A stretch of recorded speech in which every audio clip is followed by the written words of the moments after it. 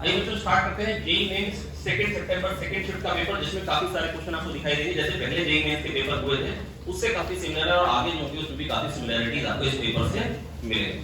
Question number 1 में कह रखा है प्यारे बच्चों यहाँ पर कि मैग्नेटिक फील्ड है और उससे 60 डिग्री एंगल पे हमने एक चार्ज पार्टिकल को अंदर फेंका है। कह रहे 10 चक्कर मार के बाहर निकला है। कितने चक्कर मार के निकला है? 10 चक्कर मार के बाहर निकला है प्यारे बच्चों। अगर 10 चक्कर मार के निकला है तो इसका मतलब क्या हुआ? 10 चक्कर मार के निकला है, इसका मतलब ये जो थिकनेस है जिसमें मैग्नेटिक फील्ड है वो कितनी होगी बेटा? 10 टाइम्स पिच। कितनी होगी? अरे याद आई नहीं याद आई? मैं आपको याद दिलाता हूं प्यारे बच्चों, मेरी बात सुनिए बहुत ध्यान से। सेंटर की तरफ को जो फोर्स लगता है, पहले वो वाली बात कर रहा हूं जब मैग्नेटिक फील्ड से परपेंडिकुलर वेलोसिटी, जब मैग्नेटिक फील्ड से परपेंडिकुलर वेलोसिटी, हर्षदा इधर देखेंगे, जब मैग्नेटिक फील्ड से परपेंडिकुलर वेलोसिटी, जब मैग्नेटिक फील्ड से परपेंडिकुलर वेलोसिटी है तो बेटा उस टाइम कैसा मोशन होता था? सर्कुलर मोशन होता था। उस टाइम कैसा मोशन होता था? सर्कुलर मोशन होता था। क्या ये बातें हमको याद आ रही है? बिल्कुल अच्छे से याद आ रही है कि जब वेलोसिटी जो होती है वो मैग्नेटिक फील्ड से परपेंडिकुलर होती है, उससे मोशन सर्कुलर होता है। और हम टाइम पीरियड या रेडियस निकालने के लिए सबसे पहले रेडियस निकालने के लिए हम क्या करते हैं? अगर मान लीजिए अगर मैग्नेटिक फील्ड है अंदर को, तो वहां पर अगर मेरे को निकालना होता तो रेडियस, तो बेटा हम कैसे निकालते थे? वेलोसिटी दी है qvb फोर्स आएगा और सेंटर की तरफ को जो फोर्स आता है उसको mv² और r के बराबर करते हैं। r को निकाल लेते हैं, v को काट के mv/qb। बोलो आए कि नहीं है? और टाइम पीरियड यहां से कैसे निकालते हैं? जब मेरे पास रेडियस आ जाता है mv/qb, जब मेरे पास रेडियस आ जाता है mv/qb, है ना, तो टाइम पीरियड होता है प्यारे बच्चों 2πr/v। क्या होता है? और यहाँ पे r में mv/qb, v कट जाएगा, दैट इज जो टाइम पीरियड आएगा वो कह दो स्पीड के इंडिपेंडेंट आएगा या रेडियस के इंडिपेंडेंट आएगा। और इसी पे क्या बेस्ड होता है? साइक्लोट्रॉन। साइक्लोट्रॉन का प्रिंसिपल तो यही होता है ना। कई बातें हमको याद है, भूल चुके हैं? बहुत अच्छे से याद है। जो साइक्लोट्रॉन का प्रिंसिपल होता है प्यारे बच्चों वो भी तो यही होता है। वहां पर भी हमने यही बातचीत करी थी आपके साथ कि टाइम पीरियड जो है वो कांस्टेंट है, वो रफ्तार पे डिपेंडेंट नहीं है। 2 d थे, पहले इधर गया तो रफ्तार बढ़ी, थोड़ा सा रेडियस बढ़ा, फिर जब इधर आया फिर से रफ्तार बढ़ी और एक पर्टिकुलर टाइम बाद हम उसकी पोलैरिटी बदलते रहते थे, d। क्या बात याद आ रही है? क्या बात याद आ रही है ना? तो बेटा अच्छा ये नहीं पढ़ा है बेटा। देखो 2 d होते हैं, 2 क्या होते हैं? 2 d's होते हैं, ठीक है? 2 d's होते हैं,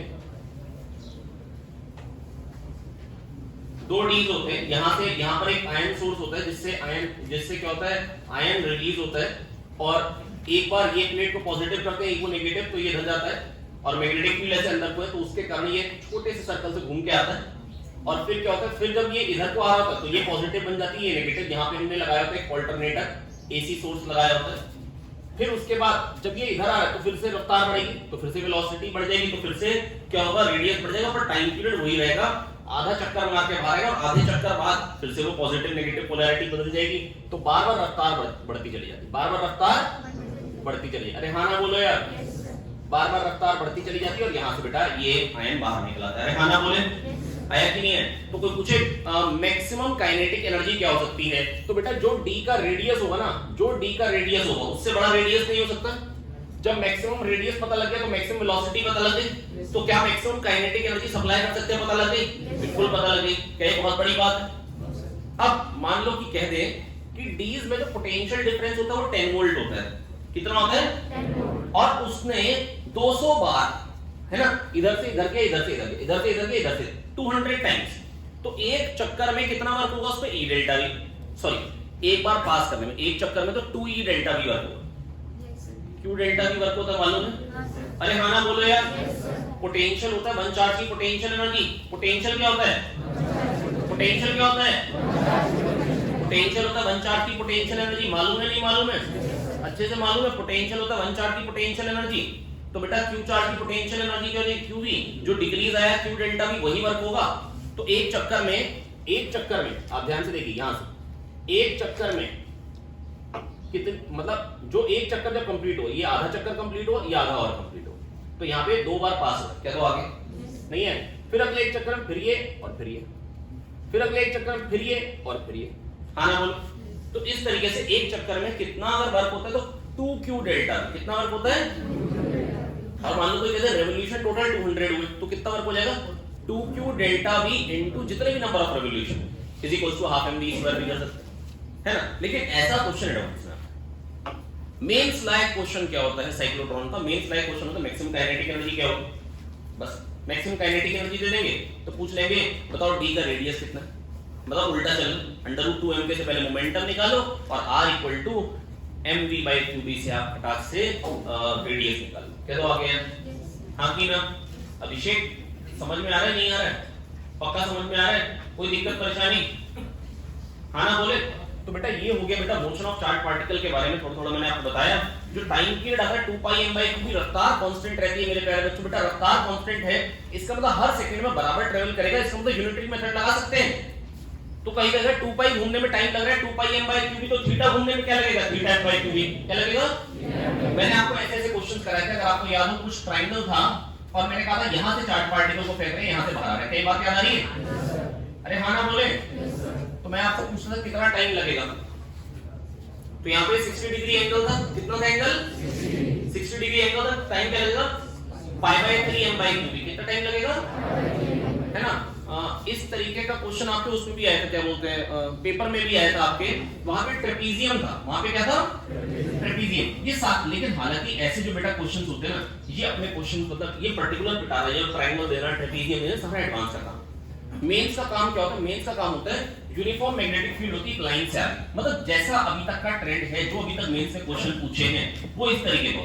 वो कहते हैं यहाँ पे थीटा से एंटर करें, कितने से एंटर करें? थीटा से, और ये यहाँ से बाहर। बस बताओ कितना टाइम लगेगा? तो बेटा अगर ये थीटा है, ये थीटा, ये 90, ये 90 माइनस थीटा, फिर ये थीटा और ये भी थीटा, 2 थीटा घूम के निकला है।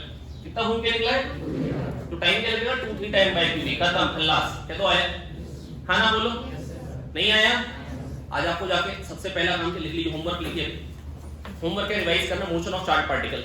मैंने आपको रिवाइज कराया था, आपको याद हो मोशन ऑफ चार्ज पार्टिकल शायद प्रसन्ना सर ने पढ़ाया था, मैंने दोबारा बताया है ना? तो जो मेरा वाला पार्ट था वो रिवाइज कर रहे हैं, उसमें 3-4 मैंने क्वेश्चंस कराए थे, है ना? अगर वो आ जाएंगे तो सब कुछ आ जाएगा। मैं पढ़ सकता हूँ आगे? अरे मेरे दोस्त मनीष समझ में आ गए? ये टाइम पास तो नहीं हो रहा है ना? पल्ले पढ़ रहे हैं ना? वही समझ में आ रहा है? तो 2 θm/q यहाँ पे, अच्छा अगर नेगेटिव चार्ज होता तो फोर्स आता इधर को, तो सेंटर इधर को बनता, ऐसे घूम के इधर से बाहर निकलता। अरे कह लो आ गया? याद है ये बात? बताओ दोबारा से। राजन समझ में आ रहा है? राजन सुस्ता है नहीं, साथ साथ बोलेंगे यार, पिछली क्लास में आपको डाटा था, साथ साथ बोले, साथ साथ, है ना? बेटा अगर नेगेटिव चार्ज होगा मेरे दोस्त और ये थीटा वही एंगल है, तो अब सेंटर आएगा इधर, बस अब यहां घुमा दे करके। हाँ ना बोलो? कॉमन क्वेश्चन होता है चेंज इन वेलोसिटी का magnitude, change in velocity vector का मैग्नीट्यूड, याद है?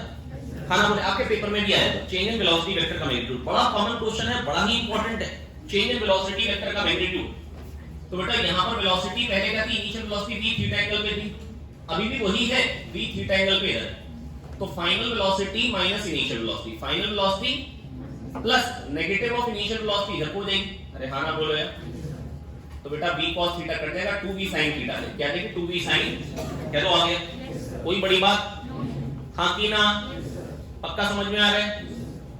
बेटा मेंस का मतलब कोई भारी भरकम क्वेश्चन नहीं है, ये अपने दिमाग में पहले बैठा लें कायदे से। पेपर देते हुए अगर आप ये सोच के बैठते कि पेपर मेरे करने लायक है तो पेपर में क्वेश्चन बनेंगे। अब इसके बाद जो क्वेश्चन है वो हेलिकल पाथ पे। हेलिकल पाथ पे बेटा कैसे क्वेश्चन होंगे? आपकी तरफ तो मैग्नेटिक फील्ड है, ठीक है, वेलोसिटी v दी है मैंने मैग्नेटिक फील्ड से थीटा एंगल पे, कितने एंगल पे? कई बात समझ में आ गई? दो कंपोनेंट आएंगे, v cos theta, v sin theta. जो फोर्स होता है वो qv क्रॉस v होता है, जो मैग्नेटिक फोर्स होता है बोले वो कितना होता है? शिक्षा मिलती है दो इससे, qv क्रॉस v, v से भी परपेंडिकुलर है, v से भी परपेंडिकुलर है, v से भी परपेंडिकुलर है, मतलब मैग्नेटिक फोर्स वर्क नहीं करेगा, काइनेटिक एनर्जी चेंज नहीं होगी, स्पीड चेंज नहीं होगी, इसीलिए मैंने जो स्पीड यहां ली वही स्पीड यहां ली। हाँ ना बोले? तो बेटा अगर वेलोसिटी से परपेंडिकुलर है तो वर्क नहीं करेगा, स्पीड चेंज नहीं होगी, काइनेटिक एनर्जी चेंज नहीं होगी। हाँ कि ना? मैग्नेटिक फील्ड से परपेंडिकुलर है, मतलब मैग्नेटिक फील्ड के अलाउंग कोई फोर्स नहीं, तो component of velocity along magnetic field will remain constant, जो कि यहां पे अगर वेलोसिटी v इधर है, मैग्नेटिक फील्ड इधर है, तो v cos थीटा जो है वो चेंज होगा नहीं, v cos थीटा तो चेंज होगा नहीं, qv क्रॉस v से परपेंडिकुलर है, वर्क नहीं करेगा, काइनेटिक एनर्जी चेंज नहीं होगी, b से परपेंडिकुलर है, b के अलोंग फोर्स नहीं है, तो इसका मतलब b के अलोंग वेलोसिटी का कंपोनेंट चेंज होगा नहीं, b के अलोंग कंपोनेंट चेंज नहीं होगा तो v cos थीटा लगातार इधर को वेलोसिटी रहेगी। अब मान लो एक आदमी कार पे जा रहा है v cos थीटा से इधर को, हाँ ना बोलो?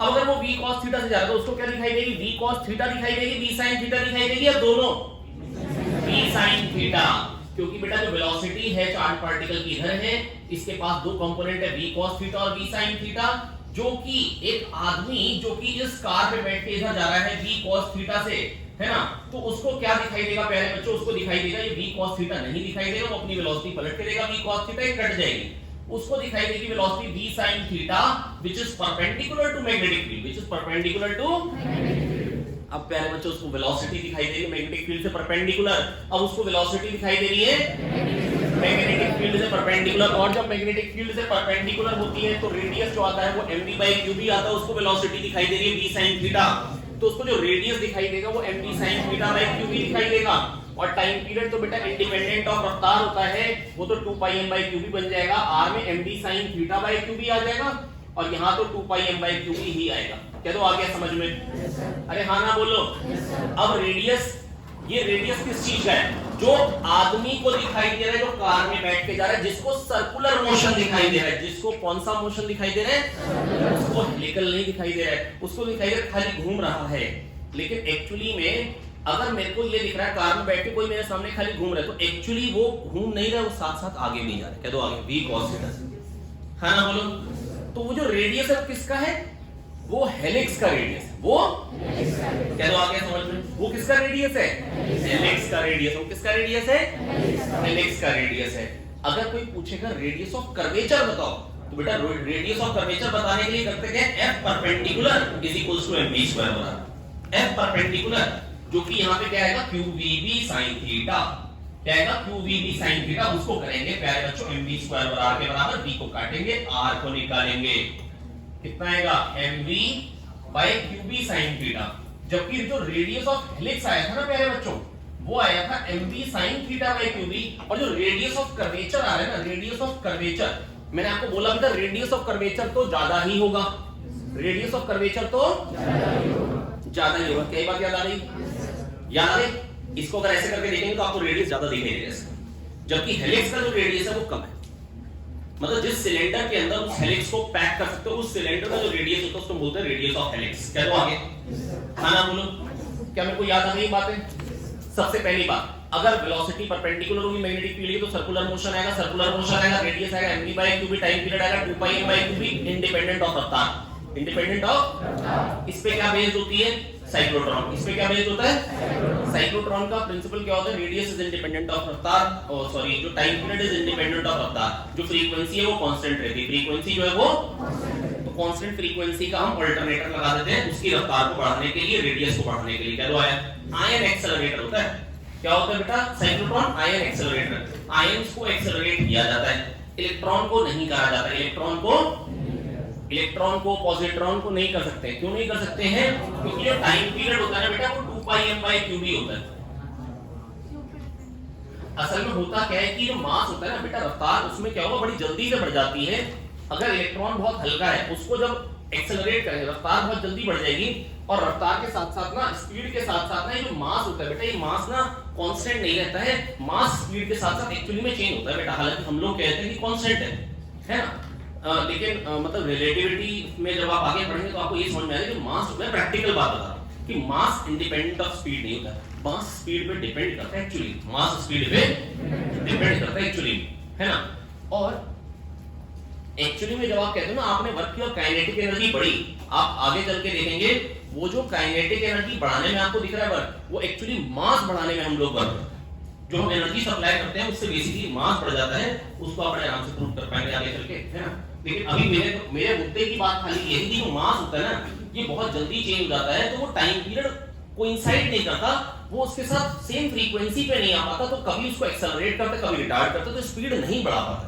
तो बहुत जो छोटे मासेस हैं ये प्रोटॉन के लिए, हैवी पार्टिकल्स के लिए यूज कर सकते हैं, जो लाइटर पार्टिकल्स है इलेक्ट्रॉन पॉजिट्रॉन, इनके लिए हम ये यूज नहीं कर सकते हैं, है ना। ये यूज किसके लिए हो पाता है, आयंस के लिए, किसके लिए हो पाता है, अल्फा पार्टिकल के लिए यूज कर सकते हैं, है ना, He+ के लिए यूज कर सकते हैं, प्रोटॉन के लिए कर सकते हैं, लेकिन ये इलेक्ट्रॉन और पॉजिट्रॉन के लिए यूज नहीं कर सकते हैं, क्योंकि उसमें वर्क तो उतना ही होगा, चार्ज तो वही है, Q डेल्टा भी वर्क वही होगा, लेकिन मास कम होने से बेटा काइनेटिक एनर्जी बड़ी जल्दी मतलब काइनेटिक एनर्जी भी वही है, लेकिन मास कम है तो स्पीड ज्यादा है बेटा। वही लात पड़ी अगर मान लो विदिशा हो, है ना। और अगर वही पड़ रही है सपोज करो प्राची को, तो इसका मतलब क्या है बेटा, अगर विदिशा के पास वेलोसिटी 2 मीटर पर सेकंड है तो प्राची के पास क्या है 2000 मीटर पर सेकंड, है ना। आप मेरी बात समझ पा रहे हैं, नहीं समझ पा रहे हैं, है ना। देवेश मैं एग्जांपल तुम्हारा भी ले सकता पर तुमको बेइज्जती सी लगती है ना, तुम्हारे पास 4000 आते है ना। हम बहुत बैठे। हाँ तो बेटा मैंने ना आपको थोड़ा सा रिवाइज करा दी motion of charge particle, revise करा दी। अगर बेटा वेलोसिटी परपेंडिकुलर होगी मैग्नेटिक फील्ड सर्कुलर पाथ आएगी, और अगर मैग्नेटिक फील्ड से कुछ थीटा एंगल पे होगी तो हेलिकल आएगी, क्या आएगी। और रेडियस ऑफ हेलिक्स होगा mv sin theta by qb, time period तो 2 pi m by qb ही होगा, और रेडियस ऑफ कर्वेचर आता है mv by qb sin theta. अगर मैं सच कहूं तो ये बात मेरे को एडवांस के लिए ज्यादा इंपॉर्टेंट लगती है, पर नीट में आ चुकी है, इसलिए मेंस वाला अगर आपके में पूछ लेता मेंस में, एनटी वाला वही मेंस में पूछ लेता तो कोई बड़ी बात नहीं होगी, क्योंकि ये नीट में भी आती है ना। नीट से बड़ा भाई होता है, नीट का बड़ा भाई है मेंस। तो बेटा mv by qb sin theta मतलब ये रेडियस ऑफ कर्वेचर होता है, और रेडियस ऑफ हेलिक्स क्या होता है mv sin theta by qb, और टाइम पीरियड क्या है 2 pi m by qb, time period क्या है 2 pi m by qb, है ना। अब बेटा मेरी बात सुनिए, बेटा मैं बस आपको इतना बताना चाह रहा हूं। अगली बात ये है प्यारे बच्चों कि पिच क्या होती है, एक टाइम पीरियड में कितना आगे जाएगा, v cos थीटा आगे जाएगा 1 सेकंड में, तो t टाइम में कितना आगे जाएगा v cos थीटा t कितना आगे जाएगा v cos थीटा। बस यही का क्वेश्चन है, कह रहे 10 चक्कर मार के वो मैग्नेटिक फील्ड से बाहर आ गया, तो 10 चक्कर मार के अगर बाहर आया तो पिच क्या होगी 2 pi m by qb into v cos theta, नहीं है 2 pi m by qb time period into v cos theta, magnetic field के अराउंड वेलोसिटी। एक चक्कर में जितना आगे जाता है उसको बोलते हैं पिच, एक चक्कर में जितना आगे जाएगा उसको बोलेंगे पिच, क्या बोलेंगे पिच। अरे हाँ ना बोलो यार, एक चक्कर में जितना आगे जाएगा उसको बोलेंगे पिच, कह दो आए। तो बेटा मैं प्यारे बच्चों आपको बस ये बताना चाह रहा हूं, मेरी बात सुनेंगे बहुत ध्यान से, एक चक्कर में जितना आगे जाता है उसको बोला जाता है प्यारे बच्चों पिच। तो मैं बस आपको यही कहना चाह रहा हूं कि एक चक्कर में वो आगे कितना जा रहा है मेरे दोस्तों, एक चक्कर में वो आगे जाएगा 2 pi m by qb, जो यहां पर क्वेश्चन है उसको ही देख लेते हैं, 2 pi m by qb into v cos 60, ये तो एक चक्कर में जाएगा, और 10 चक्कर मार के बाहर निकल रहा है, तो यही हो गई लेंथ जिसमें मैग्नेटिक फील्ड प्रेजेंट है। कह दो आगे 60 डिग्री एंगल पे जा रहा था और कह 10 चक्कर मार के निकला है, तो 10 पिच हो जाएगी ना यार, बनाओ क्या, क्या समझ में आ गया। अच्छा क्या मास गिवन है, क्या चार्ज गिवन है, क्या मैग्नेटिक फील्ड गिवन है, v गिवन है, cos 60 बचपन से पता है, L आ जाएगा, ओके। या कितने लोग चाहते हैं कैलकुलेट करो, मन कर रहा हो तो कर सकता हूं।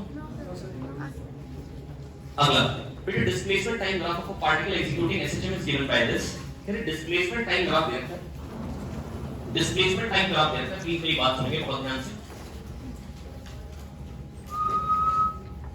बेटा ये टाइम पीरियड t, ये t/4, ये 3t/4 है बेटा, the force is 0 eight 3t/4, सही बात है।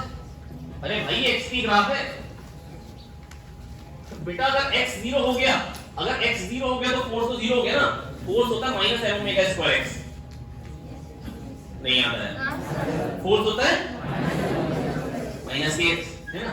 तो बेटा यहाँ पर फोर्स 0 होगा 3t/4 पे, एक्सेलरेशन कह रहे हैं t पे मैक्सिमम, बिल्कुल सही बात है, x मैक्सिमम तो ω²x -ω²x बोलूं, magnitude of acceleration ω²x maximum, बिल्कुल सही बात। तो t पे एक्सेलरेशन मैक्सिमम होगा, 3t/4 पे क्या 0 होगा, फोर्स 0 होगा, और स्पीड मैक्सिमम होगी t/4। अरे भाई x 0, पोटेंशियल एनर्जी 0, तो काइनेटिक एनर्जी मैक्सिमम है, कह रहे पोटेंशियल एनर्जी काइनेटिक एनर्जी बराबर होगी t/2, क्या बकवास कर बेटा, t/2 पे तो x मैक्स है, पोटेंशियल एनर्जी मैक्सिमम है, काइनेटिक तो 0 है। अगर कोई पूछे बराबर कहां होगी तो मैं याद दिलाता हूं, पोटेंशियल एनर्जी काइनेटिक एनर्जी बराबर है। अच्छा तो इसका मतलब टोटल एनर्जी बाय 2 है दोनों, और टोटल एनर्जी क्या होती है हाफ के a², हाफ के a²। जब सारी की सारी एनर्जी पोटेंशियल है, जब सारी की सारी एनर्जी पोटेंशियल है, तो ही बेटा वो जो एनर्जी है, वो जो पोटेंशियल एनर्जी है वही तो टोटल एनर्जी है, क्योंकि उस टाइम काइनेटिक 0 है, उसका तो समझ में नहीं आ रहा है बेटा। मैं बस आपसे ये कहना चाह रहा हूं, प्यारे बच्चों मेरी बात सुनेंगे बहुत ध्यान से। बेटा अगर कोई मेरे से कहेगा कि पोटेंशियल एनर्जी काइनेटिक एनर्जी कहां पे बराबर है, तो बेटा बस मैं आपको इतना कहना चाह रहा हूं, पोटेंशियल एनर्जी और काइनेटिक एनर्जी कहां पे बराबर है, जब दोनों u हो गई, मान लो पोटेंशियल एनर्जी u, तो काइनेटिक एनर्जी भी क्या हो गई u, तो टोटल एनर्जी क्या हो गई 2u, दोनों उसके आधे आधे, और टोटल एनर्जी होती है मैक्सिमम पोटेंशियल एनर्जी या मैक्सिमम काइनेटिक एनर्जी, हाफ के a स्क्वायर। उसका हाफ कब होगा? x को a/√2 लेना पड़ेगा। x को क्या लेना पड़ेगा? हाँ ना, बोलो। अगर कोई कहता है potential energy 3 times of kinetic energy, तो पोटेंशियल तो काइनेटिक एनर्जी को u कह दो। अरे यार कुछ भी ना, इस काइनेटिक एनर्जी k तो पोटेंशियल एनर्जी 3 है, तो 4k हो गई टोटल एनर्जी। तो ये क्या है? पोटेंशियल एनर्जी है 3k, पोटेंशियल एनर्जी क्या है? 3k। तो इसका कितना टाइम्स हो गया? 3/4। कितना हो गया? तो टोटल एनर्जी का 3/4 कहां पे होगा? हाफ के a स्क्वायर टोटल है, 3/4 कब होगी? जब x होगा a√3/2। क्या होगा? मेरे को और एग्जांपल ले लें, कई बातें याद आ गई, क्या कर जाके रिवाइज कर लें थोड़ा सा। वो जो काइनेमैटिक्स में 5-6 वैरायटी ऑफ क्वेश्चन कराए थे, हैं तो लेंगे काइनेमैटिक्स ऑफ सिस्टम में 5-6 वैरायटी ऑफ क्वेश्चन कराए थे, याद है? रिवाइज कर पाएंगे? नेक्स्ट अगला क्वेश्चन, क्या ये सेम क्वेश्चन हम क्लास में कर चुके हैं? अगर एग्जैक्टली सेम ना किया हो तो इससे अच्छा किया हो। क्यूबॉइड कितनी तारें, हमको 2 तारें जोड़नी पड़ी थी। मैंने कहा था कि अगर प्लेनर नहीं होगा लूप, याद करें प्रदीप सर ने ये क्वेश्चन बनाया था ऐसे करके, हाँ ना, बोले आया कि नहीं आया? और यहाँ तो बेटा जो क्वेश्चन है ना, बहुत गरीब क्वेश्चन।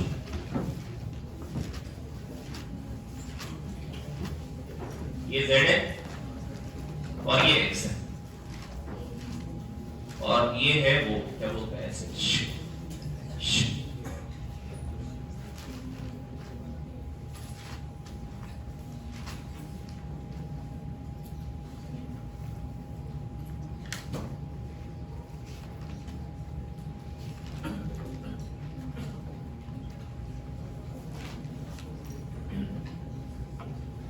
देखो हमसे ज्यादा अच्छा फोटो नहीं बनेगी, लेकिन जितनी बन गई थी सफिशिएंट। यहाँ पे 2 तारें मान लीजिए, एक ये वाला लूप कंप्लीट हो गया, और एक ये वाला लूप। एक्चुअली दोनों में आपने करंट अपोजिट इक्वल अपोजिट मान ली, तो एक्चुअली यहाँ कोई करंट नहीं है उपेश बेटा। अब सुनेंगे ध्यान से, इसका मैग्नेटिक मोमेंट किधर को आ रहा है? ऊपर को। और इसका किधर को आ रहा है? जे कैप और के कैप। जे कैप प्लस के कैप में आंसर होना चाहिए, खत्म बात। और एग्जैक्टली जे कैप प्लस के कैप के अलोंग ही होना चाहिए। थर्ड ऑप्शन, एग्जैक्टली जे कैप प्लस के कैप के अलोंग होगा, क्योंकि जितना एरिया इसका है उतना ही एरिया इसका है। अच्छा अभी 2 हैं भाई, आराम रे, अरे बाहर में जाओ यार, बिल्कुल बेकार लोग हैं।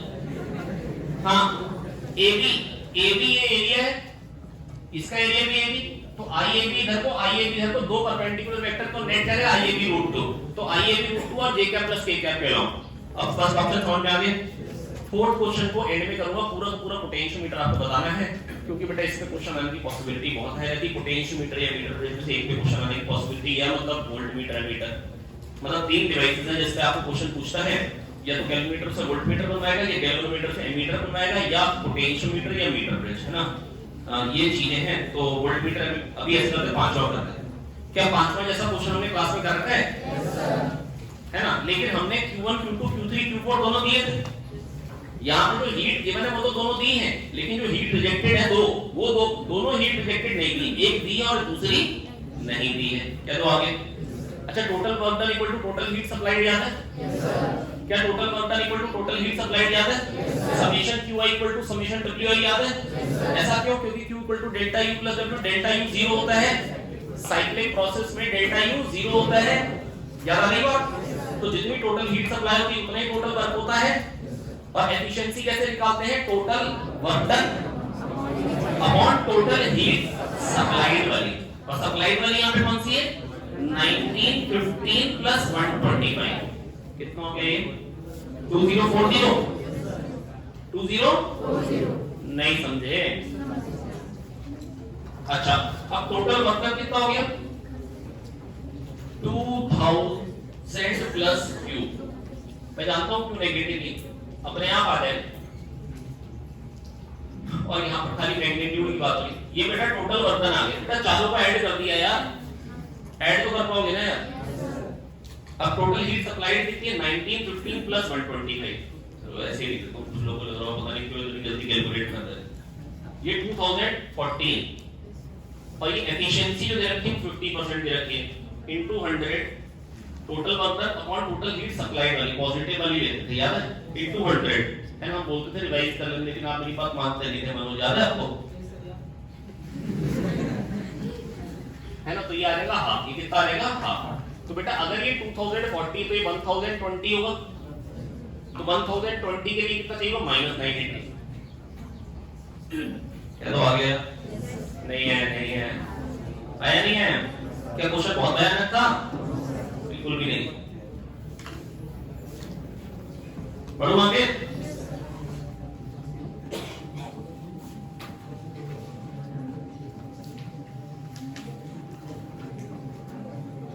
क्या हो गया मेरे दोस्त? हाँ मोटे की क्या है? क्यों पॉजिटिव क्यों नहीं होगा? देखो वैसे मैं आपको एक बार बिल्कुल सच बात बताऊं ना, तो ये बात थोड़ी सी गलती मैंने कही है, लेकिन ना बेटा मेरे को ना मेंस की ना मतलब मैं रग से वाकिफ हूं, है ना। इनको यही पता होता है 2 प्रोसेस में हीट दी जाती है और 2 प्रोसेस में निकलती, क्योंकि इन बेचारों को खाली कार्बन आती है ना। तो इसमें मतलब इसलिए मैंने ऐसा माना, है ना। तो मेरे को माफ करें इस बात पे। अगर ये एडवांस का क्वेश्चन तो मैं इनको पॉजिटिव नेगेटिव दोनों मान के करता था, मैं 2 केस बनाता, लेकिन मेरे को मालूम है कि इनको मेरे से 25 क्वेश्चन करवाने 1 घंटे में, तो ये वैसा क्वेश्चन नहीं है।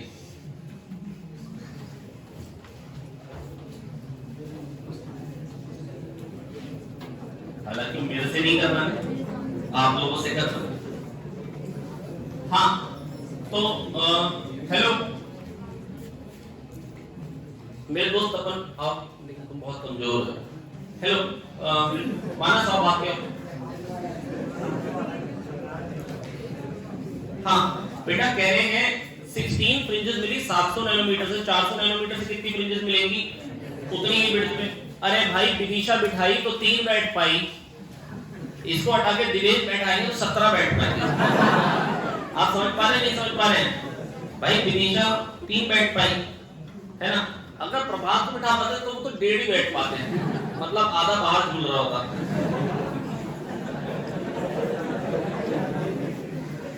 प्रभात पूरा तो ही मान रहे हैं, खुश रहना, मस्त रहना, घमंड बिल्कुल नहीं करना। तो बेटा मेरी बात सुने प्रभात, बेटा मानस में तुम्हें क्या बताऊं, तुम्हें तो एक नंबर के सड़क निकल जाना है, आ जाता है बेटो। हाँ हेलो क्लियर राहुल, बेटा बात सुनो मेरी ध्यान से। 16 फ्रिंजेस बन रही है किससे? 700 नैनोमीटर से। तो मान लो n1 बन रही है, तो n1 λ1 d/d एक की विड्थ, तो n2 n1 इतनी विड्थ पे इतनी विड्थ थी। अब अगर मान लो इससे n2 बनेगी λ2 अर्थ n2 λ2 d/d, अरे कह दो आ गया, तो d/d को काट लोगे, n2 निकालना है, n1 λ1, n1 क्या है 16, λ1 क्या है 700 और λ2 क्या है 400, यही है ना। ऐसे काटना होता था आपको, 7 4 28 कर पाओगे ऐसे? बहुत ही आसान। n+1th लेवल से nth लेवल पे आ रहा है फ्रीक्वेंसी ऑफ रेडिएशन एमिटेड। बेटा जो एनर्जी डिफरेंस होता है उसको किसके बराबर कर देते हैं? hν के बराबर। एनर्जी डिफरेंस को किसके बराबर कर देते हैं? तो 13.6। अच्छा ये जो क्वेश्चन है, ये पर्टिकुलर पोजीशन जो है n greater than 1 है, ये क्वेश्चन कई बार आया हुआ क्वेश्चन है बेटा, ये भी इंपॉर्टेंट क्वेश्चन है, रिपीटेड क्वेश्चन है, एडवांस का भी क्वेश्चन है। अब मैं कोई आपको कह रहा हूं कि ये एडवांस का सेम क्वेश्चन है भाई, ये डिट्टो क्वेश्चन एडवांस है ना। तो बस अब आप ये समझ लीजिए कि एडवांस और मेंस में फर्क क्या है। एडवांस का क्वेश्चन जो है वो मेंस वाला पूछ लेता है ना। और अगर आपको ये लग रहा है कि ये कोई आसान क्वेश्चन है, ऐसा नहीं भाई, यही आसान है और ये मुश्किल है, क्योंकि तो भाई वही है, मतलब क्या बोलते हैं अपना फेवरेट टॉपिक। बेटा ये जो एनर्जी डिफरेंस है इसको hν के बराबर करेंगे। न्यू किसके प्रोपोर्शनल है? n+1 whole square minus n square, वो 2n+1 आ जाएगा, प्रोपोर्शनल निकाले ना, कांस्टेंट हटाओ, n स्क्वायर n+1 स्क्वायर, है ना। अभी मैथ्स सर का मेरे को रात को फोन आया, है ना, और बोले सब बढ़िया, मैंने कहा बिल्कुल बढ़िया। मैंने कहा यार n टेंड्स टू इनफिनिट पे क्वेश्चन है, कह रहे अच्छा, कह रहे ना n टेंड्स टू इनफिनिट है तो जो साथ में कांस्टेंट है उसको खा लो। मैंने कहा ठीक है।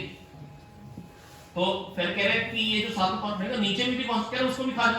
कह रहे कि अभी इनफिनिट प्लस 1 तो इनफिनिट ही है, तो n² n की पावर 4 हो जाएगा, तो n/n की पावर 4 क्या जाएगा 1/n³ क्या जाएगा। अच्छा जो फ्रीक्वेंसी एमिटेड होगी 1/n³ पे डिपेंड करेगी, बिल्कुल सही बात है ना। 8 क्वेश्चन ये बेटा मेरा फेवरेट, ये लॉजिक गेट है बेटा। लॉजिक गेट मेरे को सीखना है क्योंकि आप ये मान के चलेंगे कि 6 पेपर में से 2 पेपर में लॉजिक गेट आएगा। आप लोग के टोटल 6 पेपर होंगे ना भाई, 6 में से 2 में लॉजिक गेट मिलेगा, एक में मिनिमम एक में सिंपल सर्किट की प्रॉब्लम आएगी जिसका कोई रिलेशन नहीं होगा सेमीकंडक्टर से। फॉरवर्ड बायस में करंट जाएगा, रिवर्स बायस वाले को हटा देंगे, उसको मतलब उसमें कोई करंट नहीं जाएगा। ठीक है, ये 3 होगा क्वेश्चन, और 2 क्वेश्चन आएंगे जीनर डायोड पे, है ना, और एक आएगा आपका ट्रांजिस्टर। ये बिल्कुल एग्जैक्टली यही चलता है हर बार। ठीक है, तो ऐसा हो सकता है कि एक आध ऊपर नीचे हो जाए प्लस माइनस, और वो कहते हैं कि नहीं हम तो 2 सर्किट के डालेंगे, है ना। तो यही बेटा यही रेशियो रहता है, 2 लॉजिक गेट के आते ही आते हैं। लॉजिक गेट आपको बहुत कायदे से आना ही चाहिए।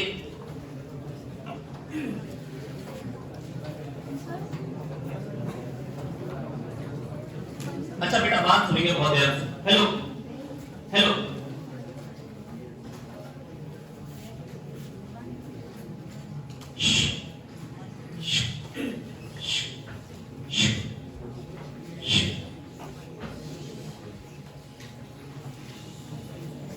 ये OR गेट है, बहुत ही सुंदर।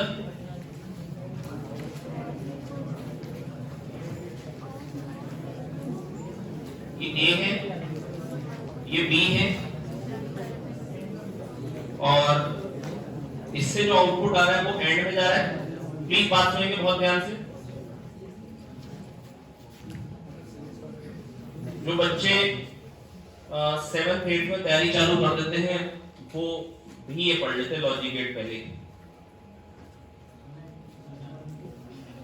है ना। आप लोगों ने नहीं करे क्या लगी, मतलब 7th 8th का बच्चा नहीं करता ऐसे क्वेश्चन। बेटा बेसिकली एंड गेट में क्या होता है, जब दोनों 1 होते हैं तो 1, जब ये भी 1 होगा एंड ये भी 1 होगा तो 1, याद होगी बात। और गेट में क्या होता है, ये 1 हो या ये 1 हो तो भी 1, क्या तो आ गया। इन दोनों में से एक 1 हो तो भी 1, इन दोनों में से कभी कभी लेके कह देंगे 3 इनपुट दिए, कितने इनपुट दिए, तो एंड होगा तो अगर ए बी सी 3 इनपुट जा रहे हैं एंड में, इसका मतलब जब ये भी 1 होगा एंड ये भी होगा एंड ये भी होगा, जब 1 1 1 तो 1 होगा, बाकी सब पे 0 है। समझ में आ गया, 4 इनपुट होंगे एंड में, तो जब 1 1 1 1 होगा तब 1 बनेगा। हाँ ना बोलो, एक भी 0 हो तो 0, और गेट होगा 4 इनपुट है, वही एक भी 1 हो तो 1। अरे क्या तो आगे बच्चों समझ में आया, हाँ ना बोलो। अब कभी कभी आपको सर्किट दे देंगे और आपको ना स्विच वहां पर दे देंगे, तो आपको खुद से सोचना होगा ये किसको रिप्रेजेंट कर रहा है। एक बल्ब लगा देंगे कि बल्ब कब जल जा रहा है, आपको ऐसे सोचना होगा, जब दोनों ऑन कर रहे हैं तभी जल रहा है, इसका मतलब ये एंड गेट है। वो ऐसा नहीं कि वो एंड गेट का सर्किट होगा, वो ऐसे ही बना के दे देंगे मर्जी से कुछ भी, कहते बताओ ये रिप्रेजेंट किसको कर रहा है, एंड को कर रहा है, और को कर रहा है, नॉट को कर रहा है, नॉट को कर रहा है। नॉट होता है 1 का 0 और 0 का 1, 1 का 0 और 1 का 0 और ये जो बत्ती लगाए थे आके, ये और पे आगे जब डॉट लगा दी तो ये होता है डॉट, नॉट नॉट क्या हो जाता है, ये भी नॉट गेट है। ये एंड के आगे नॉट लगा दी तो क्या बन जाएगा, नैंड, क्या बन जाएगा, क्या तो आ गया समझ में। तो अच्छा एक बात और बताया तो इंपॉर्टेंट आपको, जो कई बार यूज होती है लॉजिक गेट्स के बारे में, मैंने क्या क्या सीख लिया। एंड अगर होगा, एंड अगर होगा तो ये ए है ये बी है, तो आउटपुट आता है ए बी। जब 1 1 होगा तो ही 1 है। अरे कह लो आ गया, नहीं आया समझ में। जब 1 1 होगा तो ही 1 आएगा, जब एक भी 0 होगा तो 0। समझ में आ गया कि ए बी क्यों बनाया प्रिंसिपल, क्योंकि 1 into 0 भी 0, 0 into 1 भी 0, 0 into 0 भी 0, और 0 0 पे भी 0 आना है, 1 0 पे भी 0 आना है, 0 1 पे भी 0 आना है, खाली 1 1 पे 1 आना है। क्या तो आए, हाँ ना बोलो। अगर नैंड होता तो क्या बन जाता, ए बी बार, ए बी 1 का 0 बना दो और 0 का 1। अरे बोल दो आगे। अच्छा ए बी बार को लिखने का तरीका एक और भी होता है, ए bar plus B bar, A bar plus, हाँ ना बोले आप, नहीं है समझ। ए बी बार होता है ए बार प्लस बी बार। अब ऐसा कैसे, इसको बेटा आपको मतलब करके देखना पड़ेगा। मान लो दोनों 0 है तो 0 0 क्या है, 0 का बार 1, 0 का बार 1। अच्छा 1 प्लस 1 को बूलियन में 1 कहते हैं, मालूम है ना, 1 प्लस समथिंग 1 होता है। अगर कभी आपके पास एक्सप्रेशन आ गया 1 plus A, it is equal to 1, it is equal to 1। A plus A bar है 1, क्योंकि जब ये 0 होगा तो ये 1 होगा तो ये 0। चलो आगे। ए बी बार होता है A plus B bar, A bar plus B bar. A B bar क्या होता है? डॉट का बार हो जाता है प्लस, और प्लस का बार हो जाता है डॉट। ए प्लस बी का बार होता है ए बार बी बार, है ना? ये आपको बेटा लिख लिख के करके देखना पड़ेगा कि सही आ रहा है या नहीं आ रहा है। क्यों लिख के करना होगा? चुपचाप से याद करो।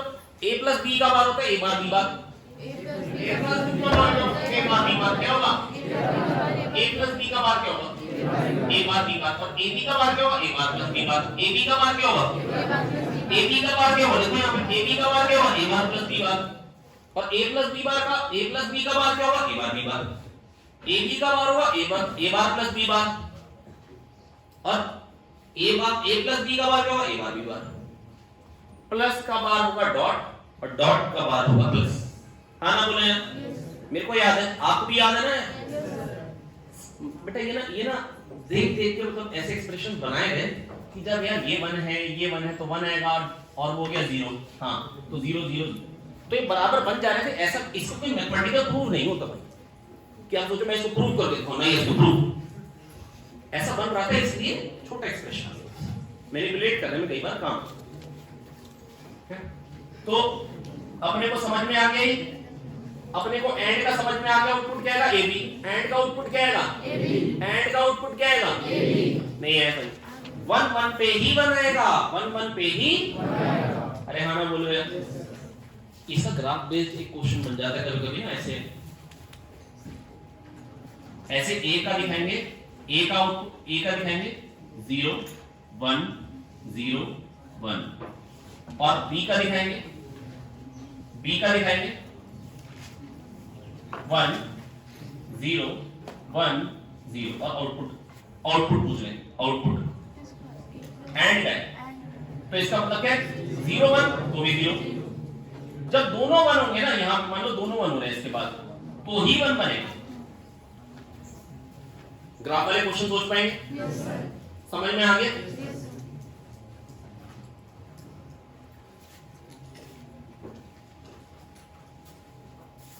ग्राफ वाला सोच पाएंगे? चेतन बेटा समझ में नहीं आ रहा? नहीं यार, लिखा आपने ए plus B bar A bar B बार, हाथ पे दिखाओ खाली। अब मेरे बोलने पे लिख रहे सब लोग, लिखे बेटा से।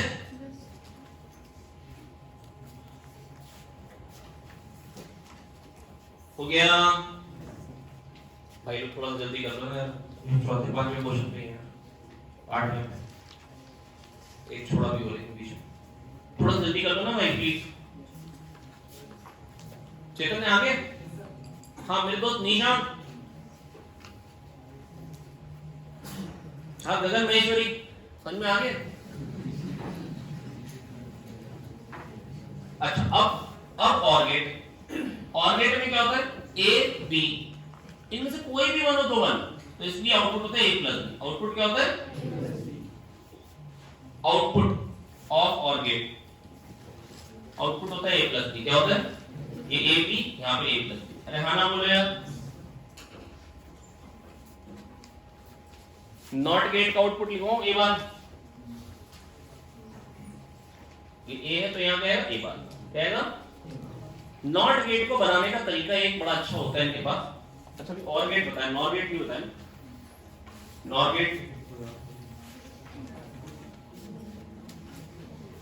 और गेट में कोई भी एक 1 हो तो 1, 0 1 का भी 1, 1 0 का भी 1, 1 1 का भी 1, कोई भी एक 1 हो तो 1, कोई भी एक 1 हो तो 1।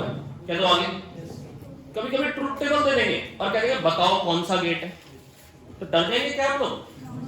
सोच लेंगे यार, एंड और नेंड नॉर नॉट, इसके अलावा है ही नहीं कुछ हमारे पास, इसके अलावा एक बात और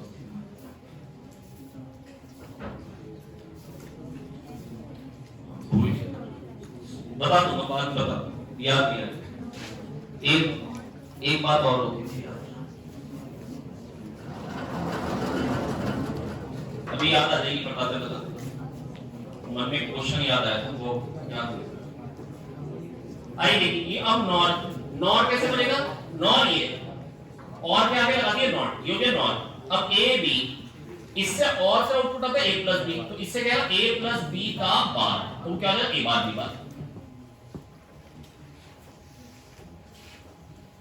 नहीं है, हाँ ना बोलो। नॉट ना, लेकिन बहुत सिस्टमैटिकली बहुत बढ़िया तरीके से यूज किया जाता है नॉट गेट को, है ना। मतलब आपको नॉट ऐसे नहीं देंगे, ऐसे नॉट देंगे, दोनों में सेम इनपुट जा रहा है ए, क्या देंगे यहाँ पे ऐसा है, इन दोनों को जोड़ दिया, नैंड में दोनों में अगर सेम इनपुट दे दिया, नैंड में दोनों में सेम इनपुट दे दिया, तो बेटा इससे आएगा ए, इससे क्या आएगा और ए का बार होगा। अच्छा a इंटू ए तो a ही होगा, ये तो समझ में आ रही है बात, 1 1 1 ही होगा, 0 0 0 ही होगा यार, तो ये बेसिकली a बार ही होगा। तो अगर NAND में दोनों सेम इनपुट होते हैं तो नॉट गेट होता है, NAND में जब दोनों सेम इनपुट होते हैं तो सिमिलरली NOR में भी जब दोनों सेम इनपुट होते हैं तो नॉट गेट।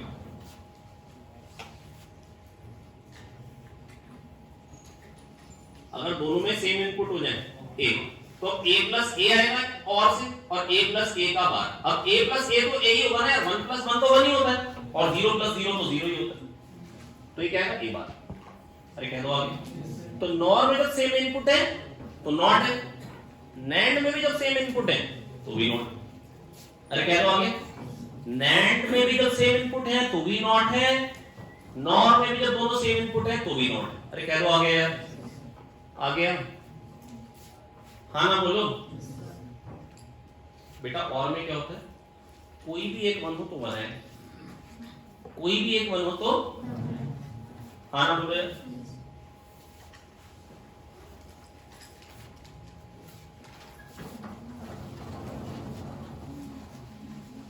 आई अब बेटा इसमें था क्या,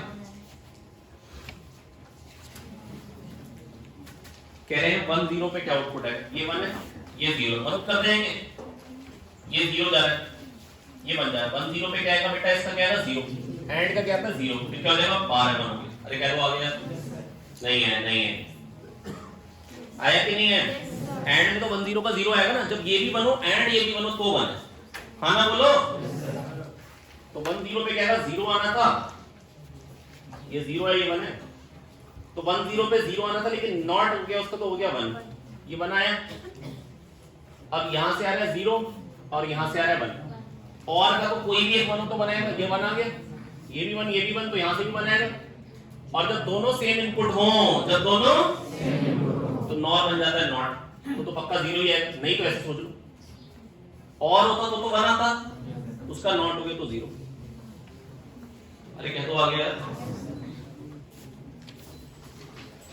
तो 0 होना चाहिए, पहला वाला तो 0 होना चाहिए। तो दो ऑप्शन आ गए 2 और 3, अगर एक ही होता तो काम बन जाता मोहित भाई, हाँ ना बोले। अगर एक ही ऑप्शन में पहली चीज 0 होती तो मेरा काम बन जाता। चलिए कोई बात। अब अगला 0 0 से करना है, अगला किससे खेलना है, समझने की कोशिश करें, और बेटा इस क्वेश्चन पे स्टार मार्क कर दें, ये आपको सीखना ही है।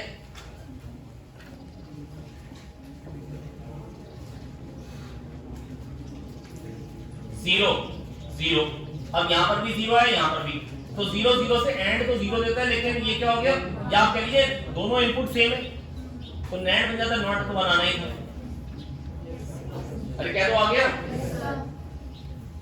आप ये कह सकते हैं बेटा एंड में देना था 0 0 का 0, नॉट हो गया तो हो गया 1, और से तो 0 0 का 0 ही है। अब 1 0 का क्या हो जाएगा, यहाँ पे तो 0 ही हो जाएगा, क्योंकि जब दोनों बन होगा तो एंड बन देते। अरे हाँ ना बोले यार। अब ये 0 आ रहा है और ये 1 आ रहा है, तो 0 1 का क्या हो जाएगा बेटा, और होगा तो 1 आएगा, लेकिन नॉट हो गया फिर 0, तो डबल 0 वाला आंसर होगा। अब कौन सा हो गया 3। अब मैं अगले दो चीजें चेक नहीं करूंगा, टाइम नहीं है मेरे पास, हाँ ना बोले। 9 क्वेश्चन मैंने तो छोड़ा, कौन सा चौथा छोड़ा है, अब इसका 10th छोड़ो। If momentum, area and time are taken to be fundamental quantities, then dimensional formula for energy is, dimensional formula energy का क्या होगा, अगर मोमेंटम को, एरिया को और टाइम को लेते फिजिकल क्वांटिटीज, मोमेंटम को, एरिया को और टाइम को लेते फिजिकल क्वांटिटीज। अरे यार ये तो वैसे भी सोच सकते, rate of change of momentum force होता है, और फोर्स इनटू डिस्प्लेसमेंट होता है वर्क, वर्क होता है एनर्जी का यूनिट। ये तो वैसे सोच सकते हो, rate of change of momentum ये हो गया फोर्स, और अंडर रूट ऑफ एरिया कर दो, ये हो गया डिस्प्लेसमेंट। एरिया एल स्क्वायर होता है, खत्म हो गई बात यार। p की पावर 1, p की पावर -1, a की पावर 1/2। अरे तो सॉल्व ही नहीं करना पड़ता, मेरे को लगा था सॉल्व करना पड़ता। समझाऊं या आप क्या?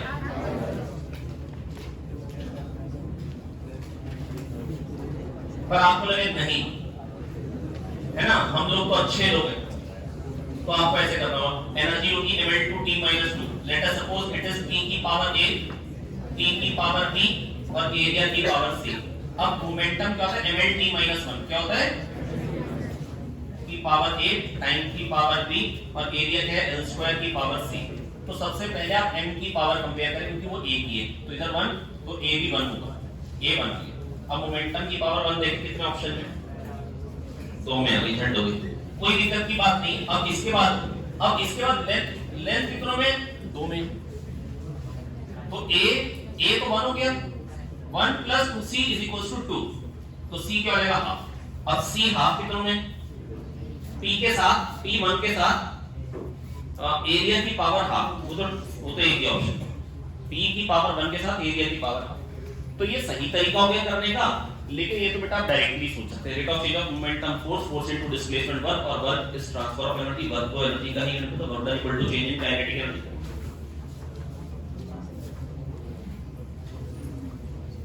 क्वेश्चन नंबर 11 पे चलेंगे।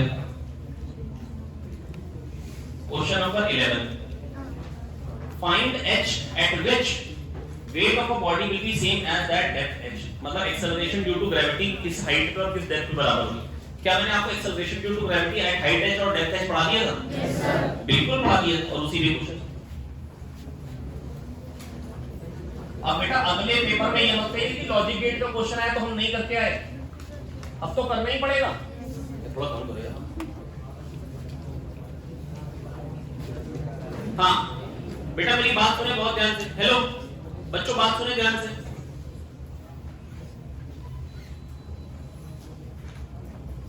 क्वेश्चन क्या था, अच्छा हाइट h और डेप्थ h के बराबर।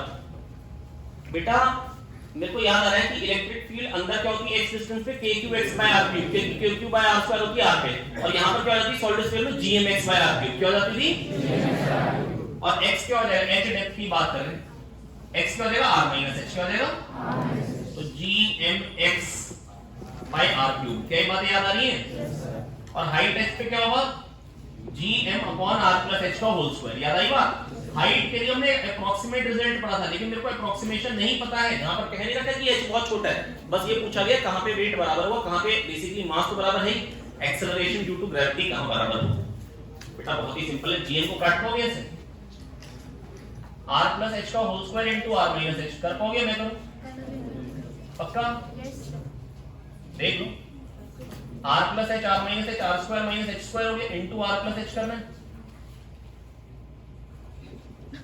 इज इक्वल टू r³ आएगा, r³ तो कट जाएगा इधर से, h में इक्वेशन बन जाएगी, h की वैल्यू निकाल लो।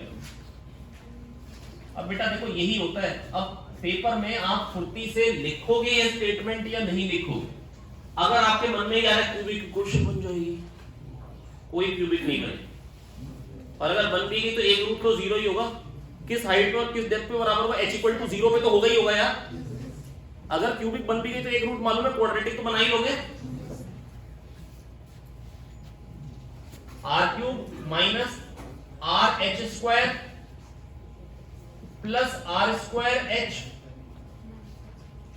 Minus h³ is equal to r³ आया, ये कट गया, क्या h में क्वाड्रेटिक दिख गई, h से डिवाइड करो, h² minus plus rh minus r² equal to 0। क्या क्वाड्रेटिक सॉल्व कर लोगे? Minus b plus minus under root b square minus 4ac/2 कर लोगे? करो पक्का है? अच्छा कितने लोग करके आए पेपर में, ईमानदार में?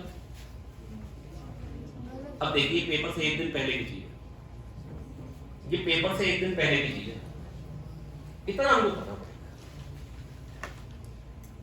इतना मेंस में एक्सपेक्टेड नहीं है आप लोगों से कि आपको अगर फॉर्मूला मालूम है और आप उसका अप्लाई करें या ना करें, पर क्या ये एप्लीकेशन बहुत मुश्किल है बेटा। आपको बोला था बेटा उस दिन का उस दिन रिवाइज करें, उस दिन का उस दिन रिवाइज करें। आप ये मान के चलें अगर अभी आपने 6 पेपर बाकी, आपने अगर रोज का रोज पढ़ लिया तो आपको ना सिमिलरिटी दी जाएगी। और मैं कुछ खास नहीं कह रहा हूं, आप एक मेंस का पेपर पढ़िए, दूसरे मेंस के पेपर में आपको सिमिलरिटी मिलने वाली है। और बेटा जितने अभी आप ज्यादा से ज्यादा पेपर कर लेंगे और जितना रिवाइज कर लेंगे अभी आप, उतना एडवांस के नजदीक आ रहे। आपकी एडवांस की तैयारी आधी हो चुकी होगी बड़े आराम से, बड़े आराम से 30% आप नंबर लाने लायक हो चुके होंगे एडवांस में आराम से, अगर आप ये वाला महीना बहुत कायदे से बड़े अच्छे से पूरी मेहनत से निकाल लें तो। नेक्स्ट, इसके बाद कह रहे हैं an ideal gas is closed in the container is slowly heated as its temperature increases, which of the following statements is true? Mean free path है ना पे बात है, और मीन कोलिजन टाइम टाउ पे बात है, time between two successive collision है ना। वैसे तो बेटा देखो ये मैं पढ़ने के मूड में तो कुछ खास नहीं रहता हूँ, लेकिन ये बेटा बड़ी इंपॉर्टेंट है आपके मेंस के पॉइंट ऑफ व्यू के हिसाब से, तो ये फटाफट से ऐसा करते हैं, इसको देखते हैं।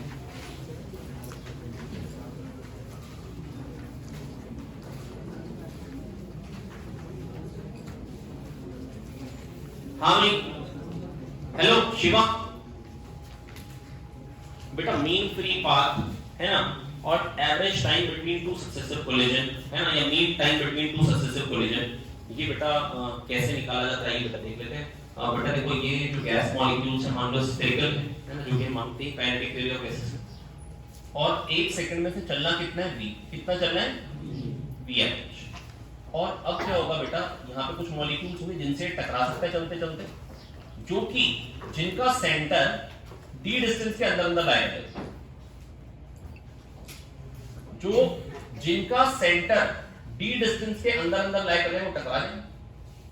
आप समझ पा रहे हैं मेरी बात या नहीं समझ पा रहे बेटा? जो जस्ट r रेडियस है, जो यहाँ वो थोड़ी ना टकरा जाए, जो यहाँ वो थोड़ी ना टकरा जाए, टकराएगा वो जिसका सेंटर d के अंदर लाया करें, तभी डिस्टेंस 2r से कम होगा, तभी टकराएगा। क्या ये बात समझ पा रहे हैं नहीं समझ पा रहे?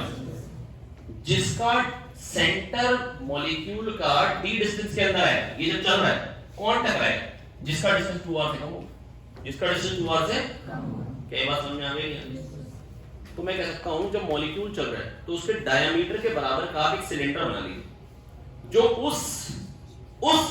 जो उस सिलेंडर के अंदर जिसका सेंटर आएगा जिस मॉलिक्यूल का वो टकराएगा और बाकी नहीं टकराएगा। रेहाना बोले हाँ की ना, पहले बड़ी बात दिमाग में नहीं पड़ी, रोहित भाई समझ में आया ना? जिसका सेंटर इस ये मॉलिक्यूल है जो कि स्फेरिकल है, ये चल रहा है, मैं कह रहा हूं जिसका सेंटर इस सिलेंडर में आ गया ना वो, जिसका सेंटर इससे बाहर है वो नहीं टकरा सकता। जिसका सेंटर यहां पे रेडियस इसका r और ये r डिस्टेंस पे ही ये बाउंड्री, तो अगर जो अंदर आ गया वो तो पक्का टकराएगा ही टकराएगा। अरे हाँ ना बोले, बेसिकली बात ये है दो सर्कल हैं भाई, टच करने के लिए 2r डिस्टेंस होना चाहिए बीच में। अरे हाँ ना बोले, तो बेटा अब 1 सेकंड में कितनी वॉल्यूम ये स्वीप करेगा? Pi D square area into v average से बेटा v एवरेज वेलोसिटी से pi D square v average. इतनी वॉल्यूम में जितने नंबर ऑफ मॉलिक्यूल्स आएंगे उतने कोलिजन होंगे बस। अब इतनी वॉल्यूम में कितने मॉलिक्यूल्स होंगे? v वॉल्यूम में n है तो 1 वॉल्यूम में n बाई, ये 1 वॉल्यूम में मॉलिक्यूल्स है और इतनी वॉल्यूम में जो आएंगे वो टकराएंगे, तो ये इतने कोलिजन्स होंगे पर सेकंड, इतने कोलिजन्स होंगे पर सेकंड।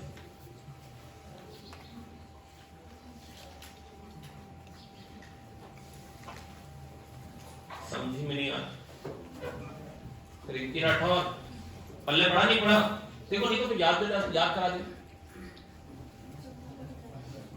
मैंने आपको बता दिया कि वैसे, और अगर ये नहीं समझ में आया तो ये रख लिया। एक बात और आइए,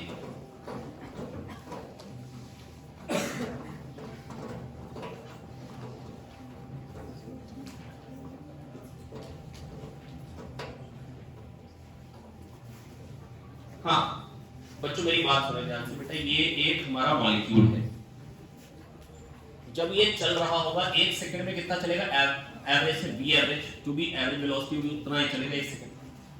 मैं कह रहा हूं इससे कौन सा मॉलिक्यूल टकराएगा, क्या ये टकराएगा, हाँ ना बोले, क्या ये टकराएगा, पता नहीं। तो आपको ये देखना होगा जो टकराएगा या नहीं टकराएगा, जिसका 2r रेडियस का आपने क्या किया, एक सिलेंडर बना लिया, इसकी एक्सिस मान ली एवरेज वेलोसिटी और 2r रेडियस का आपने सिलेंडर बना लिया, जिसका सेंटर इस सिलेंडर के अंदर आएगा वो पक्का टकराएगा, क्योंकि r रेडियस है, r ये r से इधर आ जाएगा तो टकराएगा। जिस मॉलिक्यूल का सेंटर इस सिलेंडर के अंदर आएगा, जो ये डायमीटर के बराबर का एक सिलेंडर बना दी, जिसका मॉलिक्यूल जिस मॉलिक्यूल का सेंटर इस सिलेंडर के अंदर आएगा वो टकराएगा। कौन सा टकराएगा, जिस मॉलिक्यूल का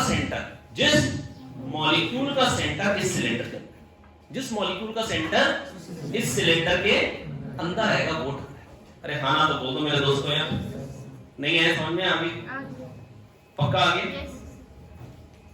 अब pi D square into V average, इतनी वॉल्यूम का सिलेंडर बन गया, 1 सेकंड में इतनी वॉल्यूम का सिलेंडर बन जाएगा। इसमें कितने मॉलिक्यूल्स होंगे, n मॉलिक्यूल्स है, v वॉल्यूम, तो 1 वॉल्यूम में क्या है n बाई v, तो इतने कोलिजन्स होंगे पर सेकंड, इतने कोलिजन्स होंगे पर सेकंड। इसको स्मॉल n बोल देते हैं, नंबर ऑफ मॉलिक्यूल्स पर यूनिट वॉल्यूम को स्मॉल n से डिनोट किया जाता है। क्यों पता नहीं, ऐसे बस मन करते हैं। केमिस्ट्री वाले n सितारा से डिनोट करते हैं,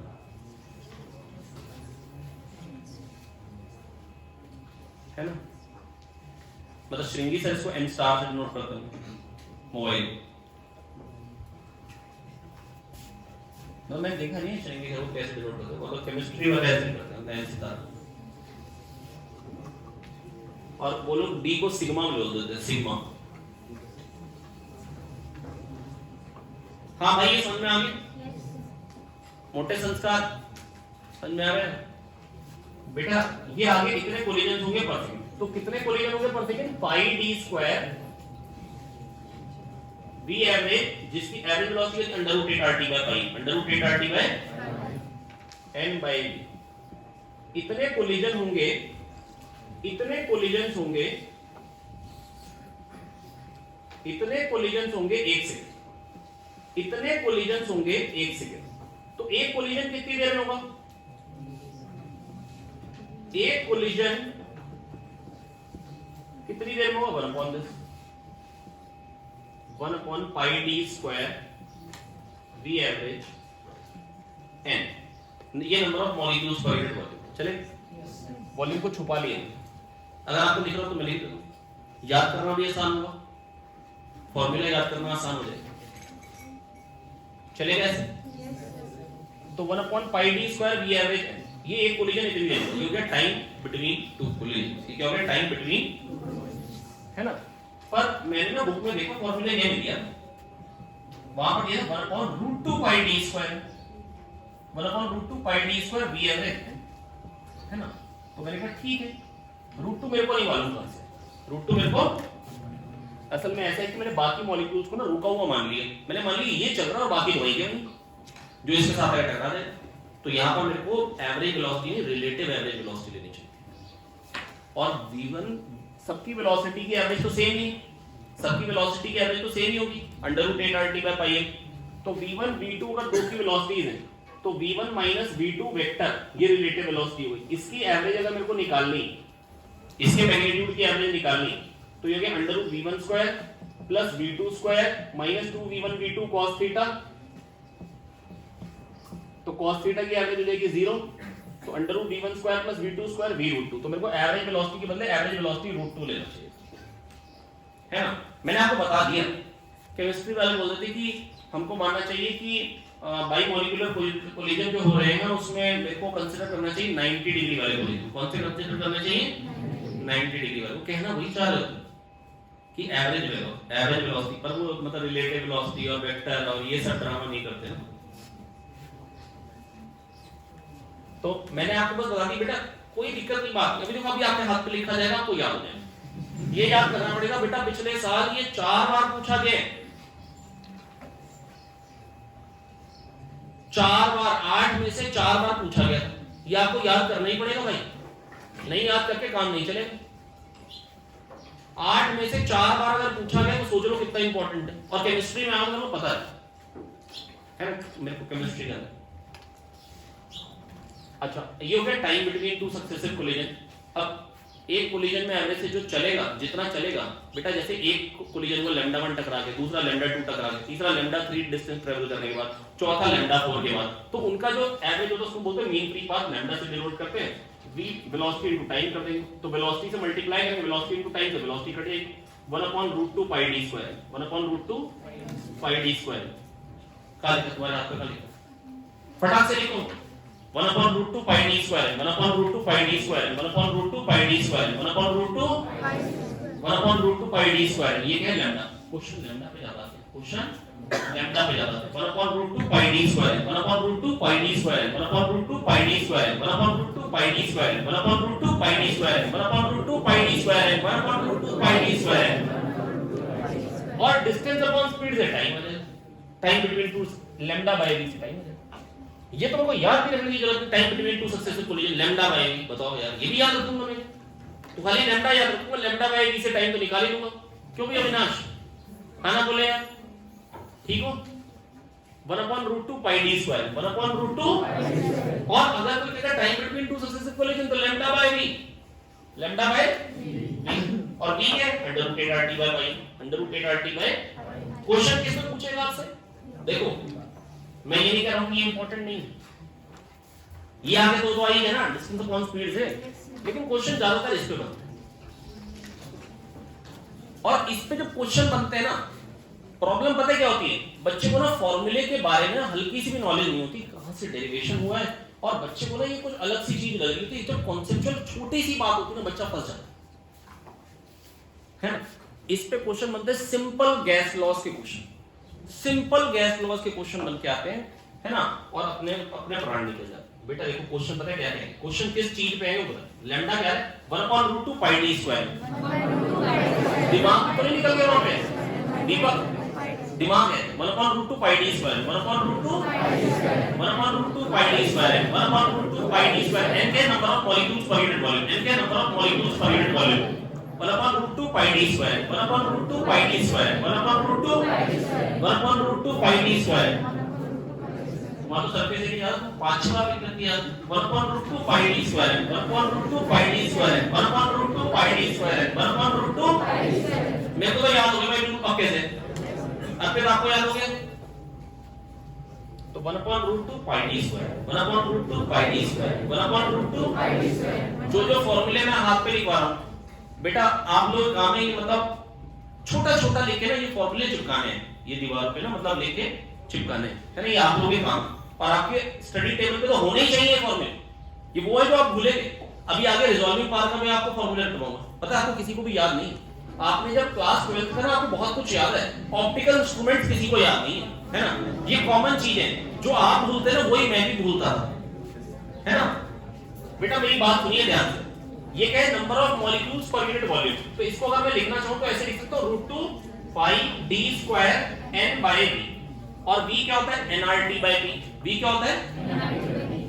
है ना, अरे v nRT बाय p। और n क्या होगा? Number of molecule. n क्या? नंबर ऑफ, जो v equal to nRT by p में n नंबर ऑफ मोल्स होंगे, नहीं है pv equal to nRT, n by na, ये नंबर ऑफ मोल्स होते हैं, मालूम है आपको? अरे हाँ ना बोलो। तो ऐसा करो, डायरेक्टली v बाय n की वैल्यू बताओ क्या है? RT by pn, RT by pna, √2 pi d square p na, na into p। सबसे पहली बात, मीन फ्री पाथ कम किसकी होगी? मोटे मॉलिक्यूल्स। किसकी कम होगी? मोटे मॉलिक्यूल की कम होगी। जितना बड़ा मॉलिक्यूल होगा, जितना मॉलिक्यूलर वेट ज्यादा होगा, जितना जायंट साइज होगा, उतना जल्दी टकराएगा भाई। अगर इस रूम में सारे के सारे दिवेश और पागल हो जाए, घूम रहे तो कोलिजन होने की प्रोबेबिलिटी है, लेकिन अगर सारे के सारे मोटे राहुल हो जाए या लितेश हो जाए तो बेटा फिर वो पागल है, तो बेटा मतलब मिलीमीटर के ऑर्डर पे कोलिजन हो। आपने बात है क्योंकि मतलब टकराने की पॉसिबिलिटी साइज बहुत ज्यादा है ना। प्रभात अपनी बात समझ पा रहे, आप मैं समझ लो आपको मैं इग्नोर कर रहा हूं।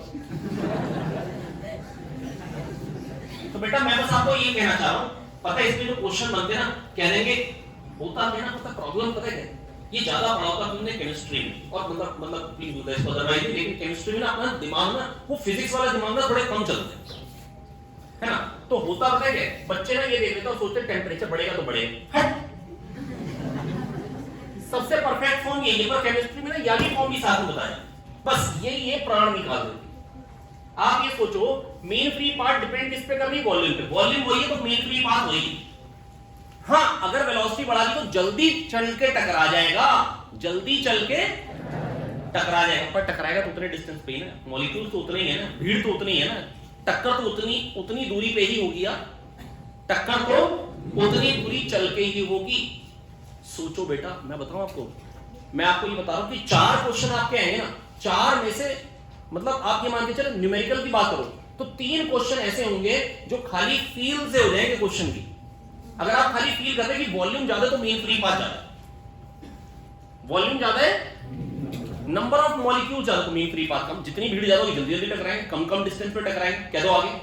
वॉल्यूम ज्यादा तो मेन फ्री पाथ ज्यादा, नंबर ऑफ मॉलिक्यूल ज्यादा तो मेन फ्री पाथ ज्यादा, और लैम्डा बाय बी से निकाल लो time between two successive collision, जिसका क्वेश्चन आने की पॉसिबिलिटी बहुत कम, पर अगर आ जाएगा तो हम कर पाएंगे। अरे हाँ ना बोले मेरे हिसाब से बेस्ट फॉर्म ये है ना, लेकिन केमिस्ट्री में अपने को इस तरीके से बता देते हैं और ये ना कंफ्यूजन क्रिएट करते हैं खाली।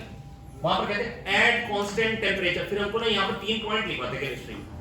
अगर आपको याद हो मेरे को जहां तक लगता है कि श्रृंगी सर ने भी लिखवाया, क्योंकि हर एक केमिस्ट्री टीचर कोटा में लिखवाता, हर एक केमिस्ट्री टीचर कोटा में लिखवाता, मतलब मैंने कई बार नोट्स भी चेक किए तो ये लिखवाते हैं ऐट कांस्टेंट टेंपरेचर, अगर प्रेशर बढ़ेगा तो लैम्डा कम हो जाएगा, मीन फ्री पाथ कम हो जाएगी। अरे भाई ये लिखवाने की बात, अगर खाली ये लिख देते तो क्या हम समझ नहीं पाते। अगर टेंपरेचर वही है, क्वेश्चन मेरे से कहता टेंपरेचर वही है, प्रेशर बढ़ाऊंगा तो वॉल्यूम कम हो जाएगी, मीन फ्री पाथ कम हो जाएगी, क्या मैं सोच नहीं पाऊंगा। और ये लिखो और उसके बाद सोचो एट कांस्टेंट टेंपरेचर, प्रेशर बढ़ाऊंगा तो कम हो जाएगी। फिर अगला पॉइंट लिखवाते हैं एट कांस्टेंट प्रेशर, टेंपरेचर अगर बढ़ाएंगे तो बढ़ेगी। अरे भाई PV इक्वल टू nRT से सोच लो ना यार, टेंपरेचर प्रेशर कांस्टेंट है, टेंपरेचर बढ़ाऊंगा तो वॉल्यूम बढ़ेगी। अरे हाँ ना बोले वॉल्यूम बढ़ेगी मीन फ्री पाथ बढ़ेगी। अरे क्या हुआ है, और फिर कहते हैं at constant volume, at constant volume P1/T1 P2/T2 होता है। कांस्टेंट वॉल्यूम पे अगर वॉल्यूम कांस्टेंट है, नंबर ऑफ मॉलिक्यूल वही R वही, तो P/T कांस्टेंट है, P1/T1 P2/T2 होता है, P2/T2 होता है, P1/T1 P2/T2 होता है, तो इसलिए ये कांस्टेंट रहेगा, इसलिए मीन फ्री पाथ हुई। अरे भाई वॉल्यूम कांस्टेंट है, डायरेक्टली दिख रही है मीन फ्री पाथ हुई। बस सिंपल बात ये कह रहा हूं, वॉल्यूम बढ़ेगी तो बढ़ेगी, वॉल्यूम कम होगी तो कम होगी, वॉल्यूम वही रहेगी तो वही रहेगी, बस सिंपल बात है। अरे बेटा सिंपल है भाई, हम लोग हैं इंसान और हो गए हैं पागल, अब इधर उधर भटक रहे हैं, अब इधर उधर भटक रहे हैं। अब मैं ये कह रहा हूं इस रूम में अगर इंसान हो जाए 5 तो जल्दी जल्दी टकराएंगे, या हो जाए 10 तो जल्दी टकराएंगे, और 50 हो जाए तो नंबर ऑफ मॉलिक्यूल ज्यादा होंगे तो कम डिस्टेंस टकरा के कोलिजन हो जाए, नंबर ऑफ डिस्टेंस ज्यादा हो जाए तो कम डिस्टेंस टकरा के कोलिजन हो जाए। याद हो कोई बात, तो नंबर ऑफ मॉलिक्यूल्स तो नीचे आना ही पड़ेगा, नंबर ऑफ मॉलिक्यूल्स तो नीचे आएगा ही आएगा। मोटे होंगे तो टकराने की पॉसिबिलिटी है, पता नहीं ऐसे निकले मोटे टकरा। अरे हाँ ना बोले मोटे होंगे तो मीन फ्री पाथ कम हो जाएगी, कम डिस्टेंस पे कोलिजन हो जाएगी। अरे हाँ ना बोलो, खाली उस मोटे पे नहीं डिपेंड करेगा जो आ रहा है, उस पर भी डिपेंड करेगा इस पे टकराने वाले, तो दोनों के साइन है इसलिए d स्क्वायर आ गया। हाँ ना बोले।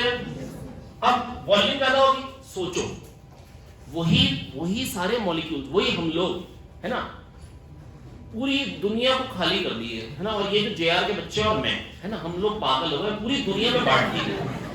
अब हम टकरा रहे हैं, अब हम भाग रहे हैं, टकराने की पॉसिबिलिटी क्या हो जाएगी बहुत कम, कह दो आगे अब बहुत दूर दूर चल के कोलिजन करने पड़ेंगे। आप समझ पा रहे? अगर ये कन्वेंशन हॉल में चले जाए हम लोग तो भी मीन फ्री पाथ बढ़ जाएगी। आप समझ पा रहे? हाँ ना बोले? तो बेटा मैं बस आपसे इतना कहना चाह रहा हूँ, बेटा वॉल्यूम ज्यादा हो मीन फ्री पाथ ज्यादा, नंबर ऑफ मॉलिक्यूल ज्यादा है तो कम, और डायमीटर ज्यादा है तो भी मोटे मॉलिक्यूल जल्दी जल्दी टकराएंगे, कम डिस्टेंस ट्रेवल करके टकराएंगे। जल्दी जल्दी मेरे को बोलना गलत है, मेरे से गलती रही जल्दी जल्दी बोल के, कम डिस्टेंस ट्रेवल करके टकराएंगे। आप मेरी बात समझ गए देवेश? तो 1/√2 पाई d स्क्वायर। बेटा मैंने आपको फील कराने की कोशिश करी, यहाँ पे n है नंबर ऑफ मॉलिक्यूल्स पर यूनिट वॉल्यूम, n क्या है? नंबर ऑफ मॉलिक्यूल्स पर यूनिट वॉल्यूम। आप ये मान के चलेंगे बेटा 50% स्ट्रेंथ को ये क्वेश्चन मिलेगा पेपर मेन। अब आपको खुद पता होना चाहिए बेटा मेरे को क्या चीज रटनी है, क्या चीज कैसे रटनी है। ये यहाँ पे लिखने को कह रहे हैं, हर चीज नहीं कह रहे, ये लिखने को कह रहे हैं, यहाँ पे लिखो। और लैम्डा बाय डी से आ जाएगा टाइम 1/√2 पाई d स्क्वायर है, 1/√2 पाई d स्क्वायर है। फार्मूला भी याद हो तो भी काम बन जाए, और सोचने के तरीके सिखा दी। वॉल्यूम ज्यादा तो मीन फ्री पाथ, वॉल्यूम कम तो मीन फ्री पाथ। कोई कहेगा कांस्टेंट वॉल्यूम पे हीट कर रहे हैं, मीन फ्री पाथ में कोई चेंज नहीं है भाई। दूसरे कौन सी स्टेटमेंट ट्रू है देखो, mean free path of the molecule decreases. क्या कह रहे हैं? Heated as its temperature increases, close container volume constant, mean free path में कोई चेंज नहीं है, फिर मीन फ्री पाथ बढ़ जाएगा। ये ऑप्शन गलत है, B mean free path remains unchanged. C सही, सी सही, सी सही, सी कितनों में सही है? 2। अब या तो डी सही है या बी सही है, चलो देखते हैं, कोई भी पढ़। Mean time between collision decrease. अरे भाई मीन टाइम तो डिक्रीज करेगा ना यार, टेंपरेचर बढ़ रहा है, स्पीड बढ़ गई, जल्दी टकरा जाएगा यार, कम टाइम में टकरा जाएगा यार। अरे भाई मान लो कि मेरे को टकराना है इससे 7:45 से, मैं हल्के जाऊंगा तो टाइम ज्यादा लगेगा, और तेज जाऊंगा तो क्या होगा? टाइम कम लगेगा। अरे हाँ ना बोलो यार, अरे हाँ ना बोलो यार। तो बेटा मेरे को तो याद हो गया, लैम्डा होता है 1/√2 पाई d स्क्वायर है, 1/√2 और मेरे को तो mean time between two successive collision भी आ गया, लैम्डा बाय b से आ गया mean time between two successive collision, lambda by b से आ गया mean time between two successive collision. 7:45 को समझ में नहीं आ रहा हम क्या बात कर रहे हैं। अगला क्वेश्चन 13th वाले में कह रहे हैं, ये बड़ा पाया है, ये ना हो पाया तो भाई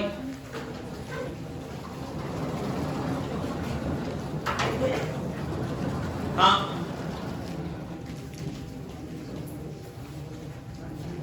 चलो आज तो साझा मिटोने के लिए शाबाश बैठो।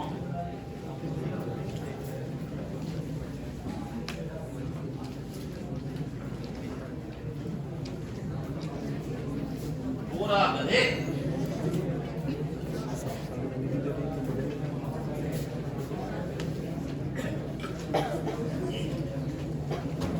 क्या कमाल बिठो है, जल्दी उठो।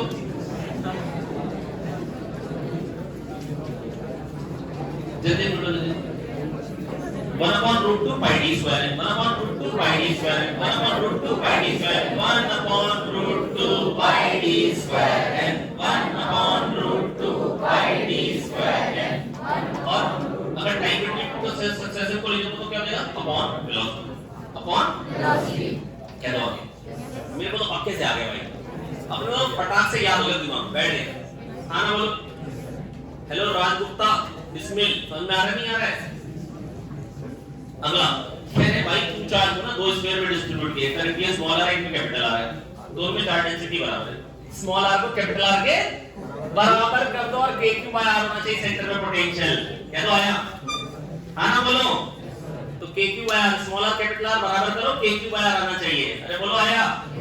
इसमें आया, पहले में देखो ऊपर बन गया 3, नीचे बन गया 3/, और सेकंड वाले में हाँ ऊपर बन गया 2r और नीचे बन गया 4r², नहीं बनी। तीसरे वाले में ऊपर बना 2r नीचे 2r², KQ/R आया, यही है खाली तीसरे वाले KQ/R। और जिनके पास समय ज्यादा हो वो ऐसे कहते हैं sigma into 4πr² plus capital R²। अच्छा ये कितनी बार आया वो क्वेश्चन है मेन में ना, इसकी गिनती मेरे को मालूम नहीं, सेम क्वेश्चन, इसकी मेरे को गिनती मालूम नहीं, सेम क्वेश्चन। बस अभी जैसे स्मॉलर और कैपिटल R करके आया, R1 R2 भी करके आया हुआ ये क्वेश्चन।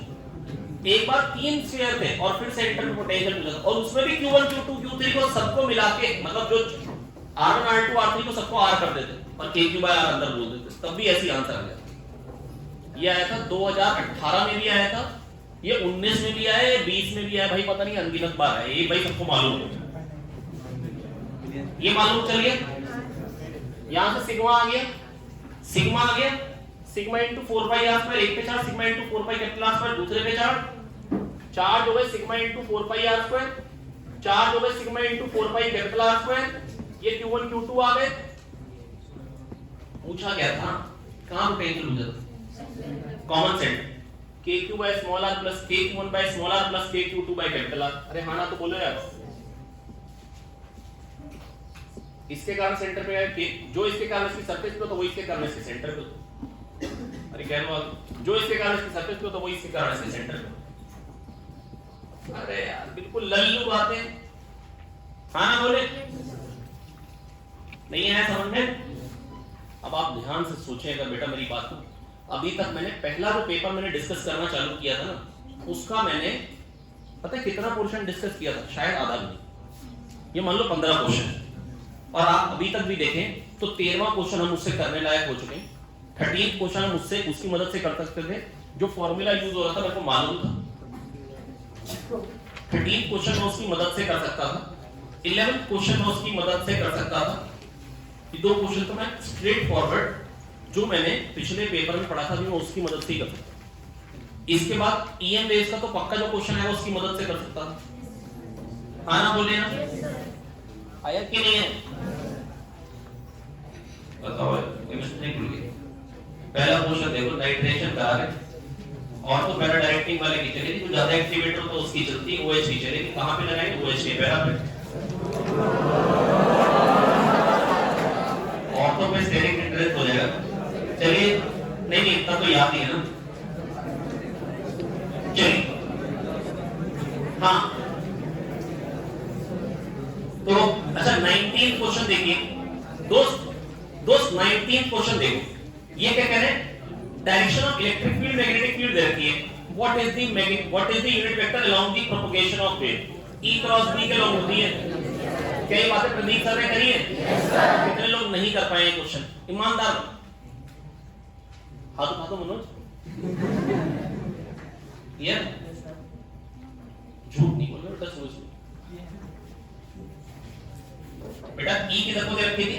मैं बताऊं, मैं तो इस क्वेश्चन को ना देखने के बाद ना क्रॉस प्रोडक्ट भी नहीं करूंगा, क्योंकि इलेक्ट्रिक फील्ड है k कैप में, क्योंकि इलेक्ट्रिक फील्ड किधर है? ऊपर को, और मैग्नेटिक फील्ड है i cap minus j cap, that is that. तो E इधर है, B इधर है, तो E क्रॉस B इधर का है, i cap plus j cap के नॉर्मल क्या तो i cap plus j cap है रूट। हाँ ना बोलो यार, अरे i cap minus j cap 45 degree पे नीचे है, 45 डिग्री। अच्छा कितने लोगों को क्रॉस प्रोडक्ट नहीं करना पड़ा था? ये ऐसे कितने लोग जिन्होंने क्रॉस प्रोडक्ट कर लिया i cap plus j cap by root 2 देख लिया। पर मैं ये नहीं कह रहा कि जय माता दी किया था।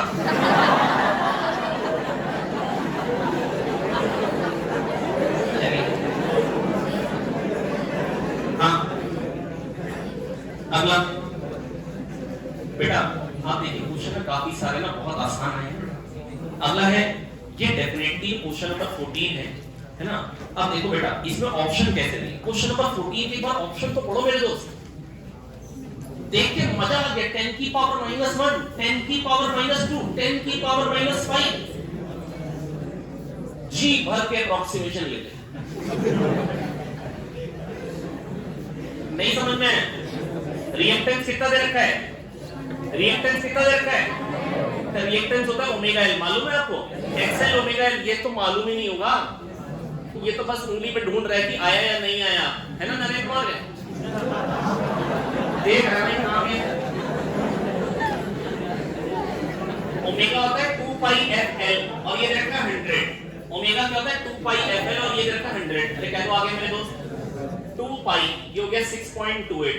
पर बेटा मेरे को इससे मतलब नहीं है 6 है 6.28 है, जी भर के अप्रोक्सीमेशन ले ले। 6 f के 2 पाई f, अच्छा f है कितना? 1000, ये 6000 हो गया हैं। और l अच्छा ये तो निकाल ले, 100 अपॉन ये कटा 1/60, 1/। अब बेटा यार ये तो समझ ही सकते हो, 0.1 से तो छोटा ही है। और 10 की पावर -5 तक जा नहीं रहे, 10 की पावर -2 वाला ही। अगर सच बताऊं तो आंसर तो इसमें गलत है एग्जैक्टली। अगर मैं वैल्यू की बात करूं तो फर्स्ट ऑप्शन एग्जैक्टली नहीं निकल के आएगा, लेकिन बेटा मेरे को इससे मतलब के जो ऑप्शन इतनी दूर दूर के दिए तो वो आपको खुद से चीख चीख के कह रहा है भाई खाली पावर दे। तो 10 की पावर -2 नहीं है, क्योंकि 1/10 तो 0.1 हो ही गया, और 1/6 भी पॉइंट में ही बनेगा, तो 0.0 टाइप का ही होना चाहिए, 10 की पावर -2 में ही होना चाहिए। क्या दो आगे मेरे दोस्त, नहीं है भाई? क्या बड़ा आसान नहीं था? अच्छा कितने लोग ये भी नहीं कर पाए? नहीं कर पाए। अब अच्छा आप मेरे को बात बताइए, इसमें आपको ये नहीं लग रहा कि हमने क्वेश्चन भी नहीं पढ़ाया? बेटा रिएक्टेंस दी है, क्या 45 डिग्री ढूंढ रहे हो? अरे भाई अगर वहां पर कह दे कि भाई मतलब दक्षिणा फाउंडेशन प्रदीप सर पढ़ाते तो काम का थोड़ी ना उसको क्वेश्चन में। अरे भाई रिएक्टेंस दी है, एक्सेल दी है, एक्सेल दिया 100 ओम, एक्सेल दिया 100 ओम, एक्सेल होता ओमेगा एल। मेरे को 45 डिग्री से क्या मतलब है? इसका मतलब है कि भाई इस इंडक्टर का कुछ रेजिस्टेंस भी होगा। अरे बातें कर रहे इससे, वो पहले मेरी बात नहीं सुनता। इंडक्टर का कुछ रेजिस्टेंस भी होगा ना, और एक्सेल आर बराबर होगा, पर मेरे को उससे क्या मतलब है? मेरे को उससे क्या ही मतलब? हाँ ना बोलो यार। अब 45 डिग्री देखते रहो आप लोग। क्या यार ये क्वेश्चन मेरी करके। अगला क्वेश्चन है I1 की ओमेगा 1 है, दो डिस्क है I1 I2, moment of inertia उनकी एंगुलर वेलोसिटी ओमेगा 1 ओमेगा 2 है बेटा। क्या कह हैं? और कह रहे हैं कि हमने उनको ना पकड़ के चिपका दिया है ना, एक को दूसरे के ऊपर रख दिया, अब फाइनल एंगुलर वेलोसिटी जाएगी। क्या सच बताओ मैंने ऐसा करा या नहीं? I1 omega 1 plus I2 omega 2 equal to I1 plus I2 into omega dash, फिर half I1 plus I2 omega dash square कर दो। पर प्रदीप सर ने पिछले पेपर में ही जब सॉल्व करा रहे थे बोला था p²/2m लिखना ज्यादा अच्छा है। जैसे वहां पर मोमेंटम चेंज नहीं होना था, यहाँ एंगुलर मोमेंटम चेंज नहीं होना है, तो आप l²/2 I1 प्लस I2 कर देते है ना, खत्म। I1 omega 1 plus I2 omega 2 ये चीज। यहां पर भी आप वो यूज करते हैं। आप ओमेगा डैश क्यों निकाल रहे हैं? आप ओमेगा डैश निकाल के आपको कोई फायदा नहीं हुआ। I1 वाले की ओमेगा 1 थी, I2 वाले की ओमेगा 2 थी, दोनों को एक दूसरे के ऊपर रख दिया। जितना एक पहला वाला दूसरे को अगर खींचेगा अपनी तरफ, तो दूसरा वाला पहले को रिटार्ड करेगा। इंटरनल फोर्स है, इंटरनल फोर्स का टॉर्क 0 होता है, एंगुलर मोमेंटम कंजर्व रहेगा, एंगुलर मोमेंटम। तो बेटा यहां से आएगा I1 plus I2 omega dash, या I1 plus I2 into omega, फिर half I1 plus I2 omega square final kinetic energy. पर बेटा half I1 plus I2 omega square ऐसे करोगे तो बेटा आपको ओमेगा पहले निकालना पड़ा, टाइम वेस्ट कर रहे हो आप। Half I omega square kinetic energy होती है मेरे दोस्त, I से ऊपर नीचे मल्टीप्लाई कर दो, ये l²/2I है। और अगर l चेंज नहीं हुआ है, अगर l चेंज, तो ये I1 omega 1 plus I2 omega 2 का whole square upon 2 I1 plus I2। क्या ऐसी बात वहां पर भी यूज करते पिछले पेपर में? तरकीबें भी वही की वही है भाई। अच्छा ये क्वेश्चन बहुत ही इंपॉर्टेंट है, 15वां क्वेश्चन बहुत ही इंपॉर्टेंट है, कई बार पूछा गया है। कभी फाइनल काइनेटिक एनर्जी पूछी जाती है, कभी लॉस इन काइनेटिक एनर्जी पूछी जाती है, कभी थर्मल एनर्जी डेवलप्ड पूछी जाती है।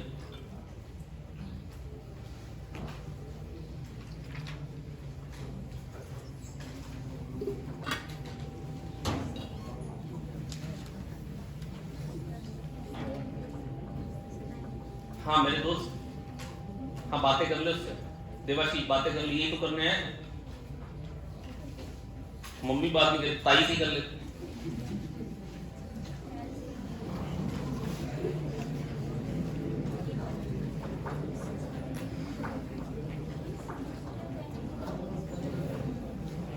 हाँ बेटा बात सुनो ध्यान से, एक दो क्वेश्चन और।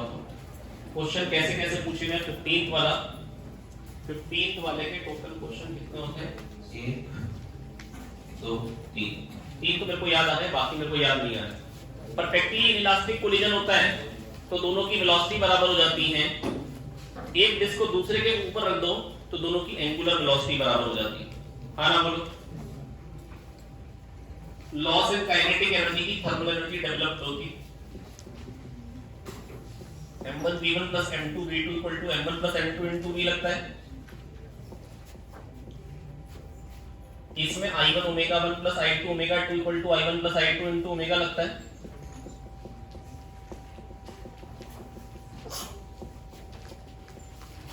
लॉस इन काइनेटिक एनर्जी निकालने के लिए half m1 v1 square plus half m2 v2 square minus half m1 plus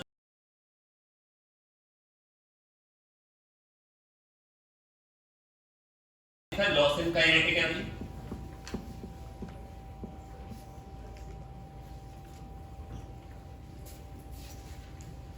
और ये कितना निकल के आएगा, ये कितना निकल के आती है वैल्यू मेरे को याद है।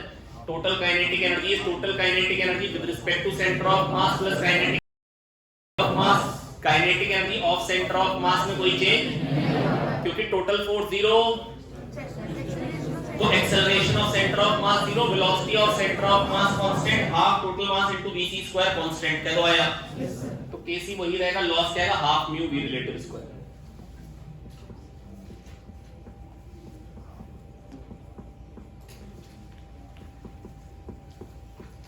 और यहां क्या बनती है loss in kinetic energy? Half i1 omega 1 square plus half i2 omega 2 square minus half i1 plus i2 into omega square. अब आप क्या करें, ओमेगा की वैल्यू यहां से निकाल कर डालें, जैसे वहां पर v की वैल्यू डाली थी।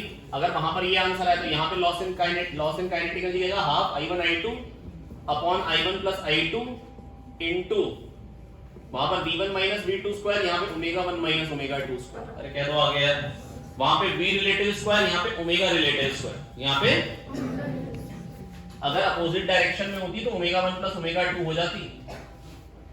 अगर ओमेगा 1 इधर होती, ओमेगा 2 इधर होती, तो ओमेगा 1 प्लस ओमेगा 2 हो जाती ओमेगा रिलेटिव। अगर दोनों सेम सेंस में तो ओमेगा 1 माइनस ओमेगा 2 होगी। अरे भाई अगर दोनों एक 10 से जा रहे हैं 5 से जा रहे हैं, दोनों सेम डायरेक्शन, तो रिलेटिव वेलोसिटी 5 आएगी। एक 10 से इधर जा रहा है 5 से उधर जा तो रिलेटिव वेलोसिटी 15 आएगी। हाँ ना बोलो यार। और तीसरी जगह यही क्वेश्चन कहां मिलता है? कैपेसिटर में। कहां मिलता है? दोनों कैपेसिटर को चार्ज किया, एक दूसरे से जोड़ दिया, अब हीट कितनी डेवलप्ड होगी?